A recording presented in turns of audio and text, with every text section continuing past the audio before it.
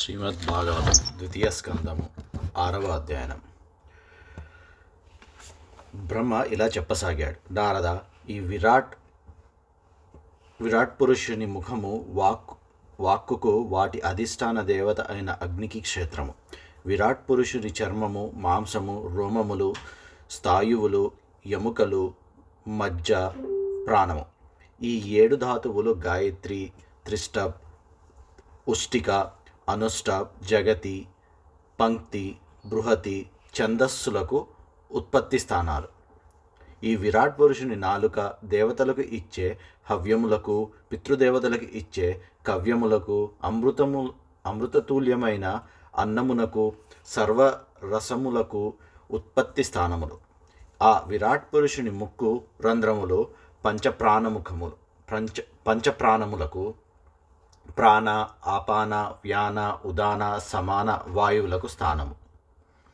ఆయన ఘ్రాణశక్తి అశ్విని దేవతలకు, ఔషధులకు, సువాసనల వలన కలిగే ఆనందానికి ఉత్పత్తి స్థానం. విరాట్ పురుషుని కళ్ళకు ఉన్న చూచే శక్తి రూపములకు, తేజస్సులకు ఉత్పత్తి స్థానము. ఆయనకు కళ్ళు దేవలోకమునకు, సూర్యునకు ఉత్పత్తి స్థానము. విరాట్ పురుషుని చెవులు దిక్కులకు ఉత్పత్తి స్థానము. చెవికి ఉన్న శక్తి నుండి ఆకాశము, శబ్దము పుట్టాయి. ఆ విరాట్ పురుషుని శరీరము సమస్త వస్తువుల సారమునకు, వాటి శక్తి స్వరూపాలకు, వాటి సౌభాగ్యమునకు ఉత్పత్తి స్థానము.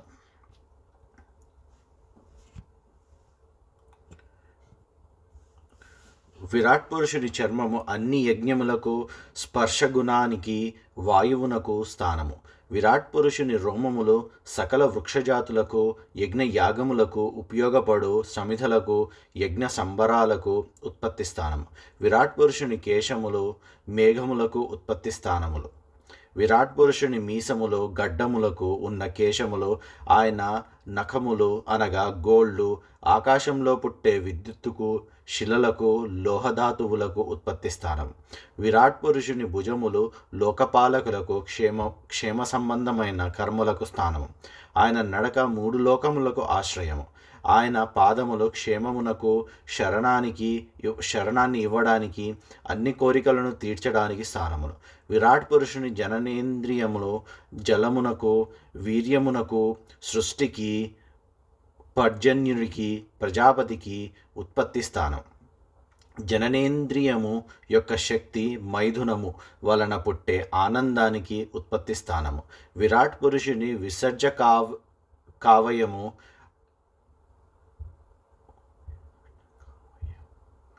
యమునకు, మిత్రునకు, మృత్యువుకు, నరకమునకు ఉత్పత్తి స్థానము. విసర్జకావయవ శక్తి హింసకు, నివృత్తికి, మృత్యువుకు, నరకమునకు ఉత్పత్తి స్థానము.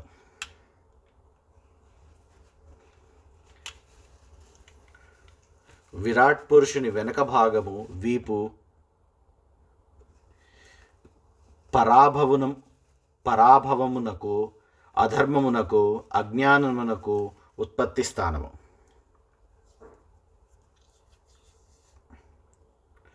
విరాట్ పురుషుని నాడులు, నదులు పడమటి వైపుగా ప్రవహించే నదులకు ఉత్పత్తి స్థానము. విరాట్ పురుషుని ఎముకలు పర్వతములకు, కొండలకు ఉత్పత్తి స్థానం. ఆ విరాట్ పురుషుని పొట్ట మూల ప్రకృతికి, రసములకు, సర్వభూతములకు, వాటి మృత్యువుకు, సముద్రములకు ఉత్పత్తి స్థానము. విరాట్ పురుషుని హృదయము మనస్సుకు జన్మస్థానము. విరాట్ పురుషుని చిత్తము ధర్మమునకు, నీకు, నాకు, ఆయన అందరికీ,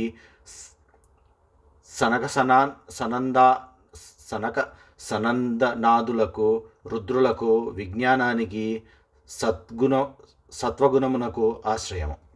నారద, ఇన్ని మాటలు ఎందుకు? నేను, నువ్వు, రుద్రుడు, నీ అన్నలైన మునులు, సురలు, అసురులు, నాగులు, పక్షులు, మృగములు, పాకే జంతువులు, గంధర్వులు, అప్సరసలు, యక్షులు, రాక్షసులు, భూతగణములు, ఉరగణములు, పశువులు, పితృదేవతలు, సిద్ధులు, విద్యాధరులు, చారణులు, చెట్లు, నేల మీద, నీటి మీద, ఆకాశంలోనూ జీవించే వివిధ రకములైన జీవులు, గ్రహములు, నక్షత్రములు, తోకచుక్కలు, విద్యుత్తు, మేఘములు, 3 కాలములు, వీటన్నిటికీ ఉత్పత్తి స్థానము ఆ విరాట్ పురుషుడే.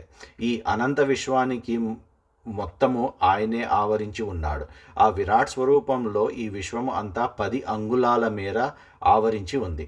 మహాప్రాణము ఏ విధంగా అయితే సూర్యమండలం లోపల బయట తప్పింపచేస్తూ ఉందో, అలాగే ఈ విరాట్ పురుషుడు కూడా తాను లోపల బయట ప్రకాశిస్తూ ఈ అనంత విశ్వాన్ని తప్పింపచేస్తున్నాడు.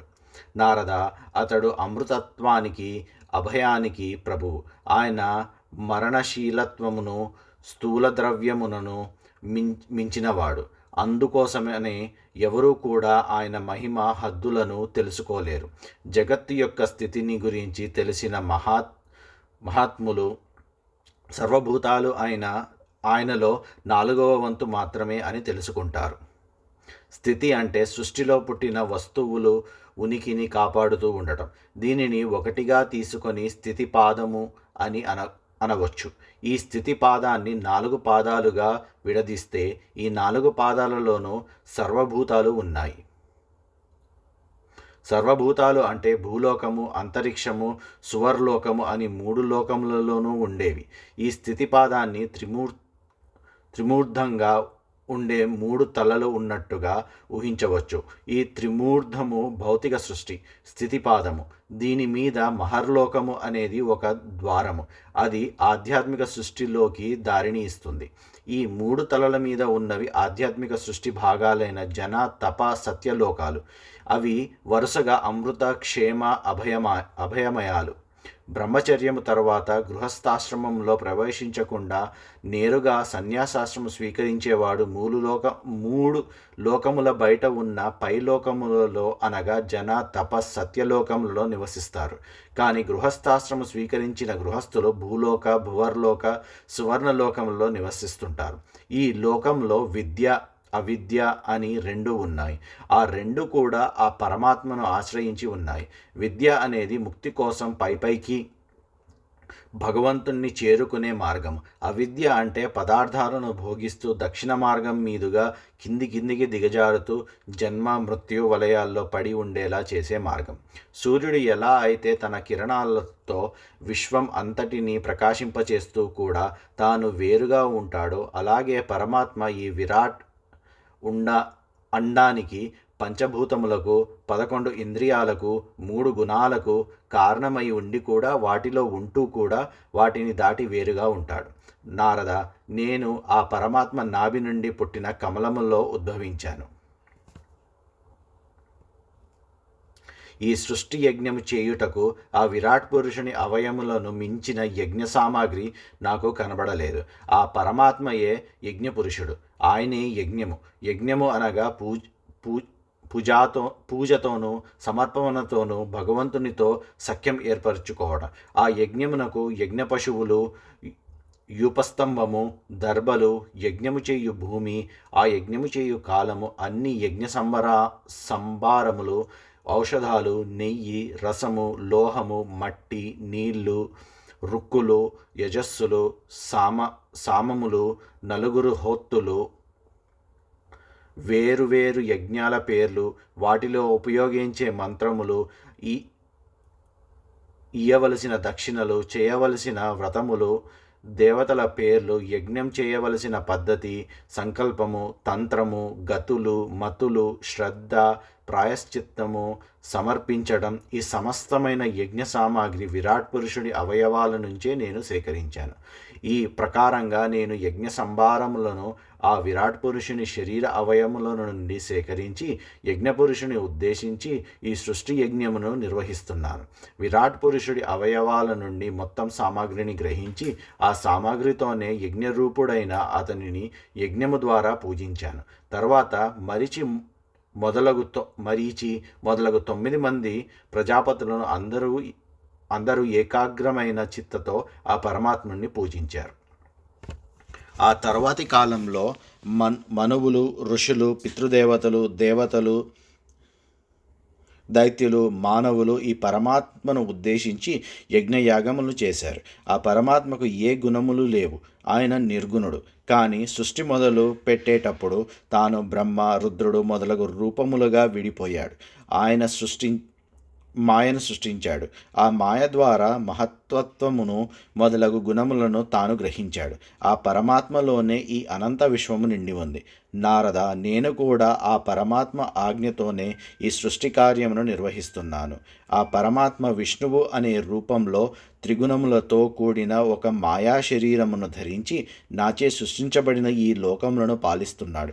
ఆ పరమాత్మనుని ఆజ్ఞతోనే శివుడు సంహార కార్యక్రమం నిర్వహిస్తున్నాడు. నారద, నీవు అడిగిన ప్రశ్నలన్నిటికీ సమాధానం చెప్పాను. ఈ అనంత విశ్వంలో ఆ పరమాత్మ కంటే వేరే అయిన వస్తువు ఏదీ లేదు. ఈ విశ్వం అంతటా ఆ పరమాత్మ నిండి ఉన్నాడు. సత్ అసత్ రూపములు కూడా ఆ పరమాత్మనే. నేను కూడా ఆ చిత్తములో సదా ఆ పరమాత్మను నిలుపుకున్నాను. నా వాక్కులోనూ, నా మనస్సులోనూ, నా ఇంద్రియములలోనూ ఆయన ప్రభావం పూర్తిగా ఉంది. అందువలన నేను ఏ దోషము చేయలేను. నా చర్యలన్నీ ఏ దోషము లేనివి. నేను పలికిన మాట, చేసే పని ఎన్నిటికీ అసత్యములు కావు. నా ఇంద్రియములు కూడా అనుచితమైన పనులను చేయవు. ఆయన దయ వలన నేను వేదములను అధ్యయనం చేశాను, తపస్సు చేశాను. ఇతర ప్రజాపతులందరూ నన్ను పూజిస్తారు, గౌరవిస్తారు. నేను యోగాన్ని అవలంబించి అచంచలమైన మనస్సుతో ఆ పరమాత్మను ధ్యానిస్తాను. ఇంత చేసినప్పటికీ ఈ పరమాత్మ గురించి నేను తెలుసుకోలేకపోయాను. నాకే ఈ పరమాత్మ గురించి తెలియదే. ఇంకా నా చేత సృష్టింపబడిన వారు ఎలా తెలుసుకోగలరు? అట్టి ఆ పరమాత్మ పాదములకు భక్తితో నమస్కరిస్తున్నాను. నారద, నీకు ఇంకొక విషయం తెలుసా? మాయను ఆ పరమాత్మ కల్పించాడు అన్నాను కదా. ఆకాశమునకు తాను ఎక్కడ మొదలయ్యిందో, ఎక్కడ అంతమవుతుందో దానికే తెలియదు. అలాగే సాక్షాత్తు ఆ పరమాత్మకే తాను సృష్టించిన మాయ గురించి, ఆ మాయ ఎంతవరకు విస్తరించిందో దాని గురించి పూర్తిగా తెలియదు. ఇంకా ఈ సాధారణ మానవులు, దేవతా గణములు ఆ మాయను గురించి ఎలా తెలుసుకోగలరు? అందుకే ఈ మాయలో పడి కొట్టుకుంటారు.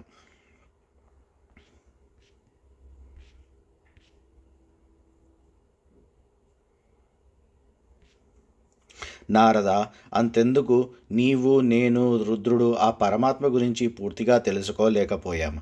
ఇంకా ఇతర దేవతాగణములు ఏమి తెలుసుకుంటారు? తమకు తెలిసిందే పరమాత్మ తత్వము అనుకుంటారు. మనమందరము ఆ పరమాత్మ మాయామోహంలో పడి ఉన్నప్పటికీ మన బుద్ధిని ఉపయోగించి ఈ జగత్తు అంతా పరమాత్మ మాయచే నిర్మించబడింది అని మాత్రం తెలుసుకోగలిగాము. నేను, నీవు, దేవతాగణములు అందరూ నిరంతరము ఈ పరమాత్ముని అవతార విశేషములు స్మరిస్తున్నా, గానం చేస్తున్నా ఆ పరమాత్మ తత్వమును మాత్రము తెలుసుకోలేకపోతున్నాం. ఇంకా ఆ పరమాత్మ గురించి నేను ఏమి చెప్పగలను? ఆ పరమాత్మకు నమస్కరించడం తప్ప. నారద, ఆ పరమాత్మకు జన్మ లేదు, చావు లేదు. ఆయనే అధ్యుడు, అనంతుడు, సర్వాంతర్యామి. ప్రతి కల్పంలోనూ తనను తాను సృష్టించుకుంటాడు. ఈ అనంత విశ్వాన్ని సృష్టించి, పాలించి, లయం చేస్తున్నాడు. ఆ పరమాత్మకు విషయవాంఛలు లేవు. పరమాత్ముడు సంపూర్ణ జ్ఞానానికి ప్రతీక. అన్ని ప్రాణులలో అంతరాత్మ రూపంగా వెలుగుతున్నాడు. ఆ పరమాత్మ సత్యస్వరూపుడు, నిర్గుణుడు, సందేహాలకు అతీతుడు.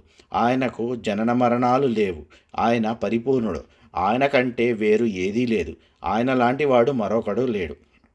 ఓ నారద మహర్షి, ఆ పరమాత్ముని తత్వమును కేవలము జ్ఞానులు, తపస్సంపన్నులు అయిన మహారుషులు, యోగులు మాత్రమే తెలుసుకోగలరు. ఆ పరమాత్మ గురించి, ఆ పరమాత్మ అస్తిత్వమును గురించి తర్క వితర్కములు చేసేవాళ్ళు ఆ పరమాత్మకి ఎన్నటికీ కనిపించడు. ఆ పరమాత్మ మొదటి అవతారము విరాట్ పురుషుడు. కాలము, స్వభావము, ప్రకృతి, సత్ అసత్, ద్రవ్యము, సత్వ రజస్ తమోగుణములు, అహంకారము, జ్ఞానేంద్రియములు, పంచేంద్రియములు, చరాచర జగత్తు ఇవన్నీ ఆ విరాట్ పురుషుని స్వరూపములే.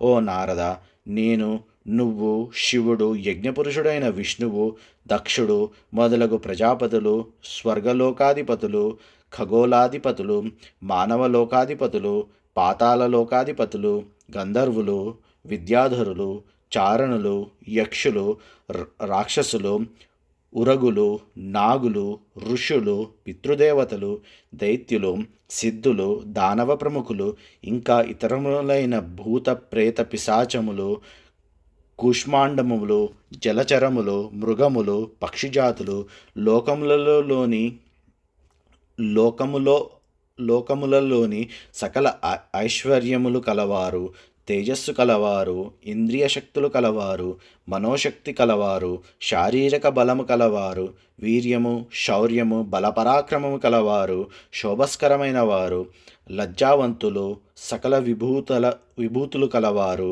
బుద్ధిమంతులు, ఆశ్చర్యకరములైనవి, అకారము ధరించినవి, అకారములు లేనివి అన్నీ కూడా ఆ పరమాత్మ స్వరూపములే. ఓ నారద, ఆ పరమాత్ముని అవతార విశేషములను ప్రాధాన్యక్రమంలో నీకు నేను వివరిస్తాను. ఆ పరమాత్ముని అవతార విశేషములు అనే కథామృతమును నీవు తనివిదీరా ఆస్వాదించు. పరమాత్మ అవతార విశేషముల కథలను విన్నవారికి ఇతర కథలను వినిన వాసనలు అన్నీ తొలగిపోతాయి. 7వ అధ్యాయం.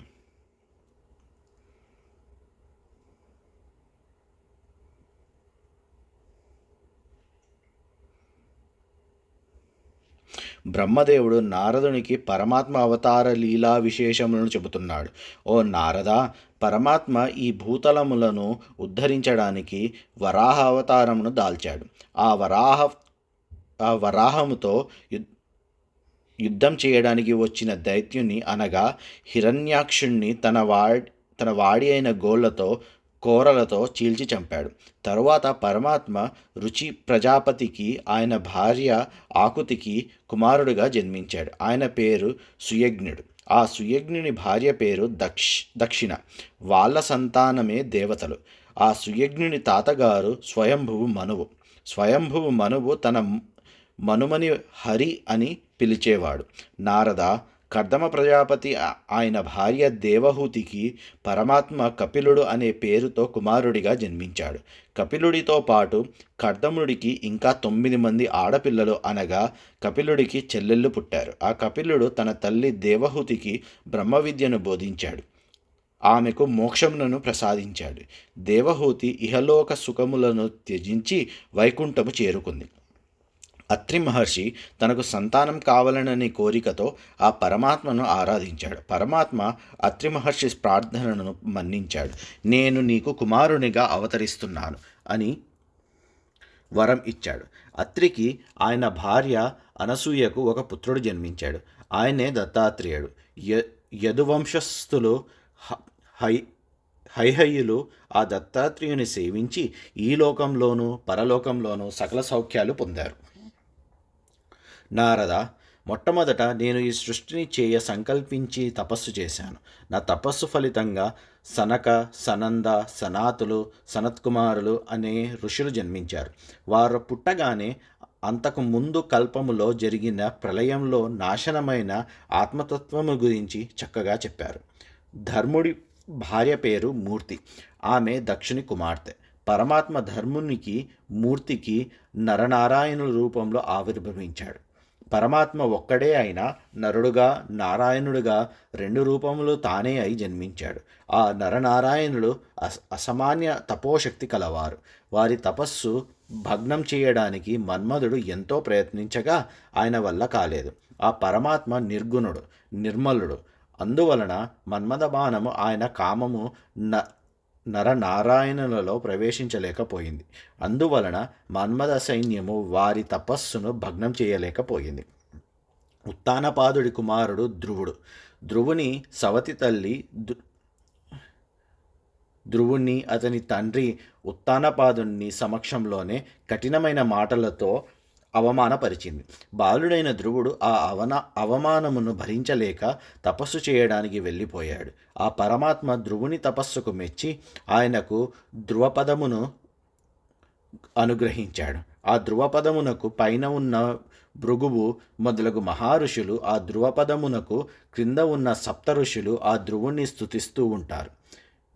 వేణుడు అనే రాజు పరమ దుర్మార్గుడు. ఆయనను బ్రాహ్మణులు దారుణంగా శపించారు. దానితో ఆ వేణుడి రాజ్యము, పరాక్రమము, ఐశ్వర్యము సర్వనాశనమైంది. పుత్రులు లేని కారణంగా నరకంలో పడిపోయాడు వేణుడు. ఆ సమయంలో పరమాత్మ ఆ వేణుడిని రక్షించడానికి పృథువు అనే పేరుతో వేణుడికి కుమారుడిగా జన్మించాడు. ఆ కుమారుడు తన తండ్రి వేణుడికి నరకం నుండి రక్షించాడు. ఆయనే పృథు మహారాజు. ఆయన ఈ భూమి మీద ఔషధులను విస్తరింపచేశాడు. నాభి భార్య సుదేవి.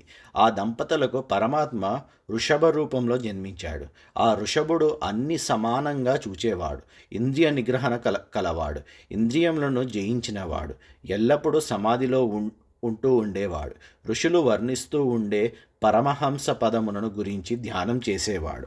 పరమాత్మ హయగ్రీవ రూపంలో యజ్ఞము నుండి పుట్టాడు. ఆయన దేహము బంగారు కాంతితో ప్రకాశిస్తూ ఉండేది. ఆయన వేదమయుడు, యజ్ఞమయుడు. ఆయన సర్వదేవతలకు పూజనీయుడు.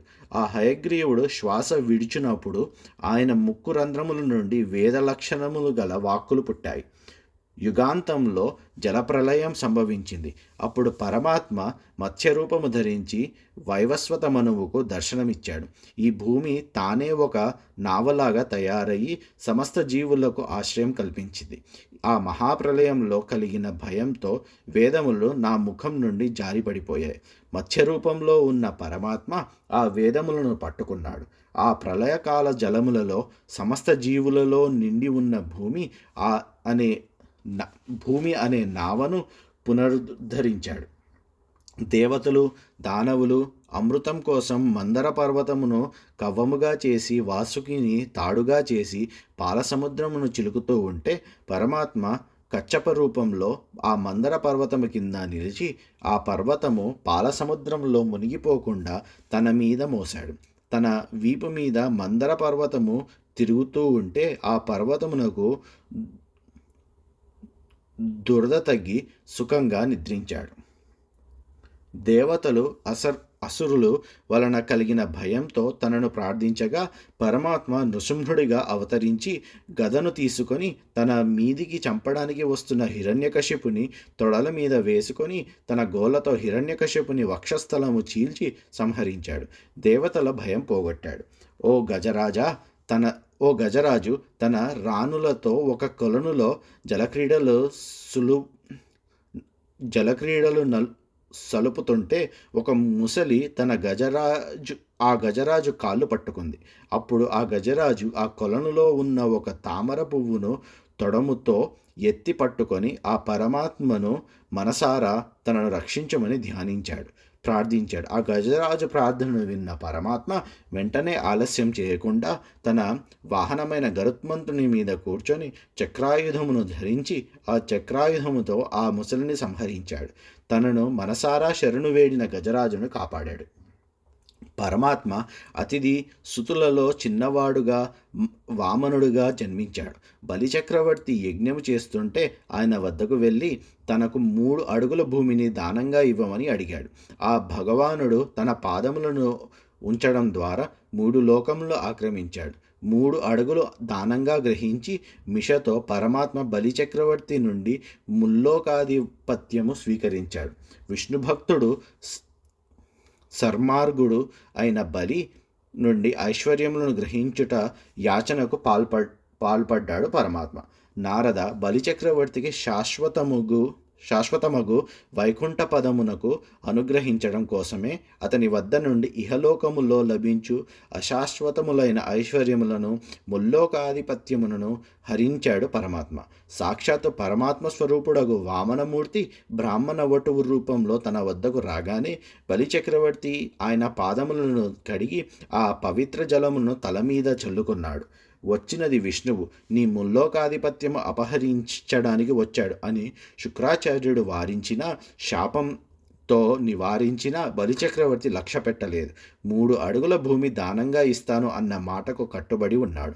వామనమూర్తి పాదమును ఉంచడానికి తన శిరస్సు సమర్పించాడు.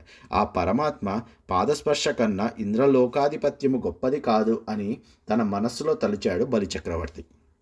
ఆ కారణం చేతనే పరమాత్మ అతన్ని స్వర్గలోకాధిపత్యములను అపహరించి అతనికి వైకుంఠలోక ప్రాప్తిని అనుగ్రహించాడు.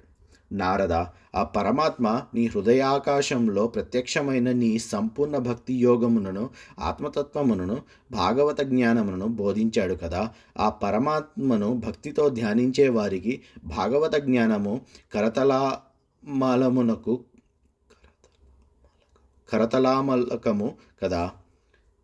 మన్వంతరంలో మనువుగా అవతరించి దశ దిశల యందు సుదర్శన చక్ర స్వరూపమైన తన ప్రభావాన్ని విస్తరింపచేసి దుష్టులైన రాజులను శిక్షించి ముల్లోకములలోనూ సత్యలోకములలోనూ తన కీర్తిని వ్యాపింపచేశాడు. నారద, ఆ పరమాత్మ ఈ భూమి మీద ధన్వంతరిగా అవతరించాడు. కేవలం ధన్వంతరి అనే తన పేరు పలికితేనే చాలు సర్వరోగములు నివారించాడు. భూలోకంలో ఆయుర్వేదము అనే వైద్యశాస్త్రంను విస్తరింపజేశాడు. భూలోకంలో ఉన్న క్షత్రియులు వేద మార్గములను విడిచిపెట్టి బ్రాహ్మణులకు ద్రోహం చేస్తూ లోకకంటకులుగా మారి నరకయాతనలు అనుభవించడానికి ఇష్టపడేవారిగా తయారైన సందర్భంలో పరమాత్మ పరశురాముడిగా అవతరించి క్షత్రియుల మీద 21 సార్లు దండెత్తి తన పరుశువుతో క్షత్రియ కులములను సమూలంగా నిర్మూలించాడు. నారద, మా మీద ఎంతో దయగలవాడు, మాయను తన ఆధీనంలో ఉంచుకున్నవాడు, పూర్వస్వరూపుడు అయిన పరమాత్మ ఇక్ష్వాకు వంశంలో దశరథ మహారాజుకు పెద్ద కుమారుడిగా రాముడు అనే పేరుతో అవతరించాడు. సీతను పెళ్లి చేసుకొని తండ్రి ఆజ్ఞను అనుసరించి భార్య సీతతోనూ తమ్ముడు లక్ష్మణునితోనూ 14 సంవత్సరములు అరణ్యవాసము చేశాడు. అరణ్యవాస సమయంలో లంకకు రాజైన రావణుడు అనే రాక్షసుడు రామునితో అకారంగా వైరమెట్టుకున్నాడు. రామలక్ష్మణులు ఆశ్రమంలో లేని సమయంలో రాముని భార్య సీతను అపహరించాడు. రాముడు లంకా నగరానికి వానర సైన్యముతో దాడికి వెళ్ళాడు. లంకను నాశనం చేయ సంకల్పించాడు. రాముని కోపమునకు భయపడి సముద్రుడు రామునికి త్రోవనిచ్చాడు. రావణుడు మహాబలవంతుడు. రావణుడు ఇంద్రునితో యుద్ధం చేస్తున్నప్పుడు ఇంద్రుని వాహనమైన ఐరావతమును అనే ఏనుగుని యొక్క దంతములను రావణుడు వక్షస్థలమునకు గుచ్చుకొని విరిగిపోయాయి. ముల్లోకములను జయించి రావణుడు వరగర్వితుడై తనకు ఎదురు ఎవరూ లేరని వీగుతుండేవాడు. రాముడు తన భార్య సీతను అపహరించిన రావణుని తన ధనుర్బాణములతో అవలీలగా సంహరించాడు. ద్వాపరంలో ఉన్న రాజులు బలగర్వితులైన తమ అపారమైన సేనలతో లెక్కలేనన్ని అకృత్యములు చేస్తూ భూమికి భారంగా తయారయ్యారు. భూభారాన్ని తగ్గించడానికి ఆ పరమాత్మ యదువంశంలో శ్రీకృష్ణుడిగా అవతరించాడు. శ్రీకృష్ణ తత్వము తెలుసుకోవటం మా వంటి వారికి కూడా చాలా కష్టము. బాల్యములోనే తనకు పాలు ఇవ్వడానికి వచ్చిన పూతన అనే రాక్షసిని సంహరించడం, 3వ మాసములోనే శకటము రూపంలో వచ్చి శకటాసురుడు అనే రాక్షసుని చంపటం, దోగాడే వయస్సులోనే 2 మద్ది చెట్ల నడుమ దూరి వాటిని పడదోయడం లాంటి లీలలు ఆ పరమాత్మకు తప్ప వేరే వాళ్లకు సాధ్యమవుతాయా నారద? అంతే కదా. నందవ్రజములో ఉన్న కాళింది మడుగులో విషపూరితమైన నీటిని తాగిన గోపబాలురు పశువులను ఆ శ్రీకృష్ణుడు మాత్రమే కాపాడగలిగాడు. కాళింది మడుగులో విషమును చిమ్ముతున్న కాళీయుడు అనే పామును అక్కడి నుండి వెలగొట్టగలగడం ఆ శ్రీకృష్ణుడికి తప్ప పరులకు సాధ్యమా? కాళీయుని మర్దించిన రాత్రి దావాగ్ని నందవ్రజములో ఉన్న ఎండిపోయిన చెట్లను అడవిని కాల్చివేస్తోంది. నందవ్రజము మంటలు చుట్టుముట్టాయి. వ్రజములో ఉన్న ప్రజలందరూ తమకు మరణం తప్పదని భయపడ్డారు. అప్పుడు ఆ కృష్ణ పరమాత్మ వ్రజములో ఉన్న ప్రజలందరినీ కళ్ళు మూసుకోమన్నాడు. ఆ మంటలను అదుపు చేశాడు. వ్రజవాసులను రక్షించాడు. ఈ లీల చేయడం కృష్ణుడికి తప్ప మరొకరికి సాధ్యమా? కొంటె కృష్ణుని అల్లరి మితిమీరిపోతుంటే కృష్ణుణ్ణి కొట్టడానికి తల్లి యశోద తాళ్ళు తీసుకుని వచ్చి ఎన్ని తాళ్ళు తెచ్చినా అవి కృష్ణుణ్ణి కట్టడానికి సరిపోలేదు. అప్పుడు కృష్ణుడు నోరు తెరిచి ఆవలించగా కృష్ణుని నోటిలో 14 లోకముల నిండి ఉండటం చూచి ఆశ్చర్యపోయింది యశోద. ఇది కళ లేక విష్ణుమాయ అని సందేహపడింది. అటువంటి కృష్ణుని వలన జ్ఞానములకు ప్రతిరూపమైన పుత్ర ప్రేమను పూర్తిగా ఆస్వాదించగలిగింది తల్లి యశోద. ఆ కృష్ణుడు చేయలేని పని లేదు. తన తండ్రి నందుని వరుణపాశ భయము నుండి పరమభక్తుణ్ణి చేశాడు. వ్యోమాసురుడు గోవులను ఒక గుహలో బంధిస్తే వాటిని విడిపించాడు. పగలంతా శ్రమ చేసి రాత్రి ఆదమరిచి నిద్రిస్తున్న గోపకులకు తన మాయాశక్తి ప్రభావంతో మాయ అంటే తెలియని వైకుంఠమునకు తీసుకొని వెళ్ళగలిగాడు. నందవ్రజములో ఉన్న గోపకులు నందుని ఆధ్వర్యంలో ఇంద్రునికి పూజలు చేస్తుంటే వాటిని కృష్ణుడు ఆపించగా కోపించిన ఇంద్రుడు వరుసగా 7 రోజులు ఎడతెరపి లేకుండా వర్షములు కురిపించాడు. ఆ సమయంలో 7 సంవత్సరముల వయసు ఉన్న బాలుడైన శ్రీకృష్ణుడు తన చేతితో గోవర్ధన పర్వతమును ఎత్తి గొడుగు మాదిరి పట్టుకొని దాని కింద వ్రజవాసులైన గోపకులకు గోవులను 7 దినములు రక్షించాడు. చల్లని పండు వెన్నెల్లో యమునా తీరంలో బృందావనంలో మురళి వాయిస్తున్న శ్రీకృష్ణుని మనోహరమైన మురళి గానామృతమును విని కామోద్దీపితులైన గోపకాంతలు పరుగు పరుగున కృష్ణుని వద్దకు వచ్చి రాసలీలలో మునిగి ఉండగా శంఖచూడు అనే యక్షుడు గోవులను అపహరించినప్పుడు ఆ శంఖచూడుని శిరస్సును ఖండించి గోవులను కాపాడాడు శ్రీకృష్ణుడు. అంతేకాకుండా నారద, ప్రలంభాసురుడు, ధేనుకాసురుడు, బకాసురుడు, కేశి, అరిష్టాసురుడు మొదలగు అసురులు, చానురముష్టికులు అనే మల్లయోధులు, కువలయాపీడము అనే పేరుగల ఏనుగు, కంసుడు, కాలయవనుడు, నరకాసురుడు, పౌండ్రక వాసుదేవుడు, శాల్వుడు, ద్వివిధుడు అనే వానరము, బల్వలుడు, దంతవక్రుడు, నాగ్నజిత్తు అనే రాజుకు సంబంధించిన 7 ఎద్దులు, శంబరాసురుడు, విదురదుడు, రుక్మి మొదలగువారు, కాంబోజ, మత్స్య, కుర, కైకేయ, శృంజ మొదలగు దేశముల రాజులు తన మీదకి యుద్ధానికి వచ్చినప్పుడు కొంతమందిని తాను స్వయంగా సంహరించాడు. మరికొంతమందిని బలరాముని చేత, అర్జునుని చేత, భీముని చేత సంహరింపజేశాడు. తన చేతిలో సంహరింపబడిన వారందరికీ వైకుంఠ ప్రాప్తిని కలుగజేశాడు పరమాత్మ. ఇటువంటి లీలలు ప్రకటించడం ఇతరులకు సాధ్యమా? నారద, కాలగతిని అనుసరించి మానవులు సంకుచిత స్వభావులుగా, అల్పాయుష్కులుగా తయారవుతున్నారు. వారికి వేదాధ్యయనం కష్టంగా మారుతూ ఉంది. వేదములను అర్థం చేసుకోలేకపోతున్నారు. ఆ కారణం చేత భగవానుడు వేదవ్యాసుని రూపంలో అవతరించి వేదములను విభజించి పురాణములను, ఇతిహాసములను రచించి వేద రహస్యములను వాటిలో ఇమడ్చి అందరికీ అర్థం అయ్యేటట్టు చేశాడు.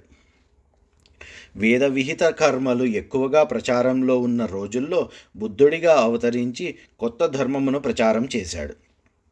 కలియుగము అంత్యదశకు చేరుకున్నప్పుడు హరి యొక్క కథలను గానం చేసేవారు, వినేవారు అసలు ఉండరు. బ్రాహ్మణ, క్షత్రియ, వైశ్యులు అందరూ 4వ జాతి అయిన శూద్రుల ధర్మమైన సేవాధర్మమును ఆశ్రయిస్తారు. క్షత్రియులకు బదులు శూద్రులే పరిపాలనా బాధ్యతలను స్వీకరిస్తారు. వేదమంత్రములు మచ్చుకైనా వినిపించవు. అటువంటి సమయంలో పరమాత్మ కల్కి అవతారము ధరించి కలియుగమును శాసిస్తాడు. నారద, సృష్టి చేసేటప్పుడు నేను తపస్సు, ఋషులు, ప్రజాపతులు 9 మంది, అదేవిధంగా లోకపాలన చేసేటప్పుడు ధర్మము, విష్ణువు, మనువులు, దేవతలు, క్షత్రియులు, అదేవిధంగా లయకాలంలో రుద్రుడు, అధర్మము, కోపము, సర్పములు, అసురులు మొదలగువారు వీరందరూ ఆ పరమాత్మ యొక్క మాయా విభూతులే. ఏది పరమాత్మ కన్నా వేరు కాదు. భగవానుడు తన వామనావతార సమయంలో 3 లోకములను ఆక్రమించినప్పుడు భూలోకము నుండి సత్యలోకము దాకా విశ్వమంతా కనిపించింది. అప్పుడు పరమాత్మ తన యొక్క అపారమైన శక్తితోనే లోకములన్నిటినీ స్థిరంగా ఉంచాడు. ఓ నారద, నేను గాని నీకన్నా ముందు పుట్టిన మునులు గాని ఆ పరమాత్మ యొక్క మాయా విభూతులను గురించి, వాటి అంతము గురించి ఏమాత్రము తెలుసుకోలేకపోయాం. మేమే కాదు, 1000 పడగలు ఆదిశేషువు కూడా నిరంతరము ఆ పరమాత్మ గుణములను కీర్తిస్తూ ఉన్న ఆయన కూడా ఆ మాయ యొక్క అంతము తెలుసుకోలేకపోయాడు. ఇంకా ఇతరులు ఎలా తెలుసుకోగలరు? ఎవరైతే తనను నిష్కల్మష హృదయంతో సంపూర్ణంగా శరణు వేడుతారో అటువంటి మానవుల మీద ఆ పరమాత్మ తన అపారమైన దయను ప్రసరిస్తాడు. అటువంటి మానవులు ఈ మాయను సులభంగా దాటగలరు. పరమాత్మ ఆ మాయ గురించి కూడా తెలుసుకోగలరు. అటువంటి భక్తులకు తమ భార్య బిడ్డల మీద, ఇహలోక సుఖముల మీద మమకారములు, కోరికలు ఉండవు. నారద, ఆ పరమాత్మ యోగమాయను గురించి నాకు తెలుసు. నేను కాదు, నువ్వు, సనక సనందనాథులు, శివుడు, ప్రహ్లాదుడు, స్వయంభువు మనువు, శతరూప మనువు కుమారుడగు ప్రియవ్రతుడు, ప్రాచీన బర్హి, రుభుడు, ధ్రువుడు కూడా ఈ యోగమాయ గురించి తెలుసుకున్నారు. నారద, వీరే కాదు, ఇక్ష్వాకువు, పురూరవుడు, ముచుకుందుడు, జనకుడు, గాది, రఘువు, అంబరీషుడు, సగరుడు, గయుడు, యయాతి, మాందాత, అలర్కుడు, శరధన్వుడు, అనుడు, రంతిదేవుడు, భీష్ముడు, బలి, అమూర్తరయుడు, దిలీపుడు, సౌభరి, ఉతంగుడు, శిబి, దేవలుడు, పిప్పలాదుడు, సారస్వతుడు అనగా దదీచి, ఉద్ధవుడు, పరాశరుడు, భురిషేనుడు, విభీషణుడు, హనుమంతుడు, శుకదేవుడు, అర్జునుడు, అర్షిషేనుడు, విదురుడు, శృతదేవుడు మొదలగు మహాత్ములు కూడా ఈ యోగమాయను గురించి తెలుసుకున్నవారే. నారద, ఈ దేవమాయను తెలుసుకోవడానికి అందరూ అర్హులే. స్త్రీలు, శూద్రులు, యవనులు, హునులు, పాపజీవులు, చివరకు పశువులు, పక్షులు కూడా ఆ పరమాత్మ యొక్క భక్తులను సేవించి వారి వల్ల ఉపదేశమును పొందితే వారు కూడా ఈ దేవమాయను తెలుసుకోగలరు. వారి పరిస్థితే అలా ఉంటే ఇంకా అనునిత్యము ఆ పరమాత్మను స్మరిస్తూ సేవిస్తూ ఉండే వారి మాట చెప్పడం ఎందుకు? అటువంటి వారు ఈ మాయలో నుండి త్వరగా బయటపడతారు. జ్ఞానులు ఆ పరమాత్మను బ్రహ్మ అని కూడా పిలుస్తారు. బ్రహ్మ అనేది పరమాత్మ యొక్క ప్రాథమిక రూపం. బ్రహ్మను నిత్య సత్యస్వరూపము, నిరంతర సుఖదాయకము, శోకమునకు అతీతము, క్షోభ అనేది తెలియని తత్వము, అభయస్వరూపము, నిర్మలము, సత్ అసత్తుల కంటే భిన్నమైనది, అన్నిటినీ సమంగా చూచేది, ఆయన శబ్దమునకు వాక్కుకు అందడు, ఆయనను మాయ ఆవరించదు. ఆ బ్రహ్మ మాయాతీతుడు. మునులు సతతము తమ తపస్సును ఆ పరమాత్మ యందు లగ్నము చేసి భగవంతుని యందు ఉన్న భేదభావమును వదిలిపెడతారు. సమస్త ఫలములను ఇచ్చే దాత ఆ పరమాత్మ ఒక్కడే. సత్వ రజస్ తమో గుణములు, మహాతత్వము మొదలగు గుణములతో కూడిన కర్మలు అన్నీ ఆ పరమాత్మకే చెందుతాయి. మానవుడు తాను చేసే కర్మలన్నీ ఆ పరమాత్మ అనుగ్రహము వలనే చేయగలుగుతాడు. పంచభూతములు కలయికతో ఏర్పడిన ఈ దేహము ఈ పంచభూతములను విడిపోగానే జీర్ణమైపోతుంది. కానీ ఆ దేహములో ఉన్న జీవుడు నాశనము కాడు, కేవలము ఈ దేహమును వదిలిపెడతాడు. ఎందుకంటే మరణము దేహమునకే గాని జీవునకు కాదు. జీవుడు జన్మరహితుడు, అందువలన దేహములతో పాటు నాశనము పొందడు. నారద, నీకు ఆ పరమాత్మ స్వరూపమును సంక్షిప్తంగా చెప్పాను. జీవశక్తి, మాయాశక్తి రెండిటికీ మించినవాడు శ్రీహరి. ప్రాణులు హృదయాలలో అనాసక్తంగా సాక్షిభూతంగా ఉంటాడు. అందువలన ఈ మాయతో కానీ జీవుడు చేసే కర్మలతో కానీ పరమాత్మకు ఎలాంటి సంబంధము లేదు. నారద, ఆ పరమాత్మ నాకు ఉపదేశించిన భాగవతములను నీకు సంక్షిప్తంగా చెప్పాను. ఈ భాగవతములో ఆ పరమాత్మ విభూతులు సంక్షిప్తంగా వర్ణించాను. నీవు వాటిని విస్తరించు. నీవు ఆ పరమాత్మ విభూతులను బాగా విస్తరింపచేసి ప్రజలకు వివరించు. మానవులకు ఆ పరమాత్మ యందు భక్తి ప్రమత్తులు పెంచు. నారద, ఈ సృష్టికి సంబంధించిన లీలలు అన్నీ మాయా సంబంధమైనను అవి అన్నీ భగవంతునికి సంబంధించినవి అగుట చేత నిర్గుణమైనవి.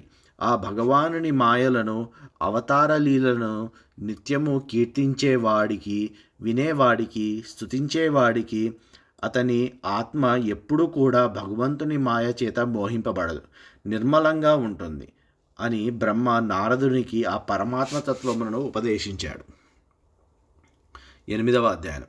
పరీక్షిత్ మహారాజు శుకయోగీంద్రులను చూచి ఇలా అన్నాడు: ఓ శుకయోగీంద్ర, బ్రహ్మచేత ఆజ్ఞాపించబడిన నారదుడు లోకంలో పరమాత్ముని యొక్క గుణములను కీర్తించడానికి శ్రీహరి కథలను ప్రచారం చేశాడని చెప్పారు కదా.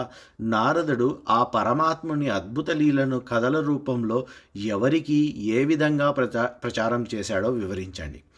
ఇప్పుడు నా మనస్సు రాగద్వేషములకు అతీతంగా ఎటువంటి ఆసక్తులు లేకుండా నిర్మలంగా ఉంది. అటువంటి మనస్సును నేను శ్రీకృష్ణుని యందు లగ్నం చేసి ఈ శరీరమును వదిలిపెట్టడానికి వీలుగా నాకు ఆ పరమాత్మని గాథలను వివరించండి. ఎవరైనా ఆ పరమాత్మ మంగళకరమైన కథలను ప్రతినిత్యము శ్రద్ధగా విన్నా, కీర్తించిన అటువంటి మానవులు హృదయాలలో ఆ పరమాత్మ ప్రవేశిస్తాడు అని విన్నాను.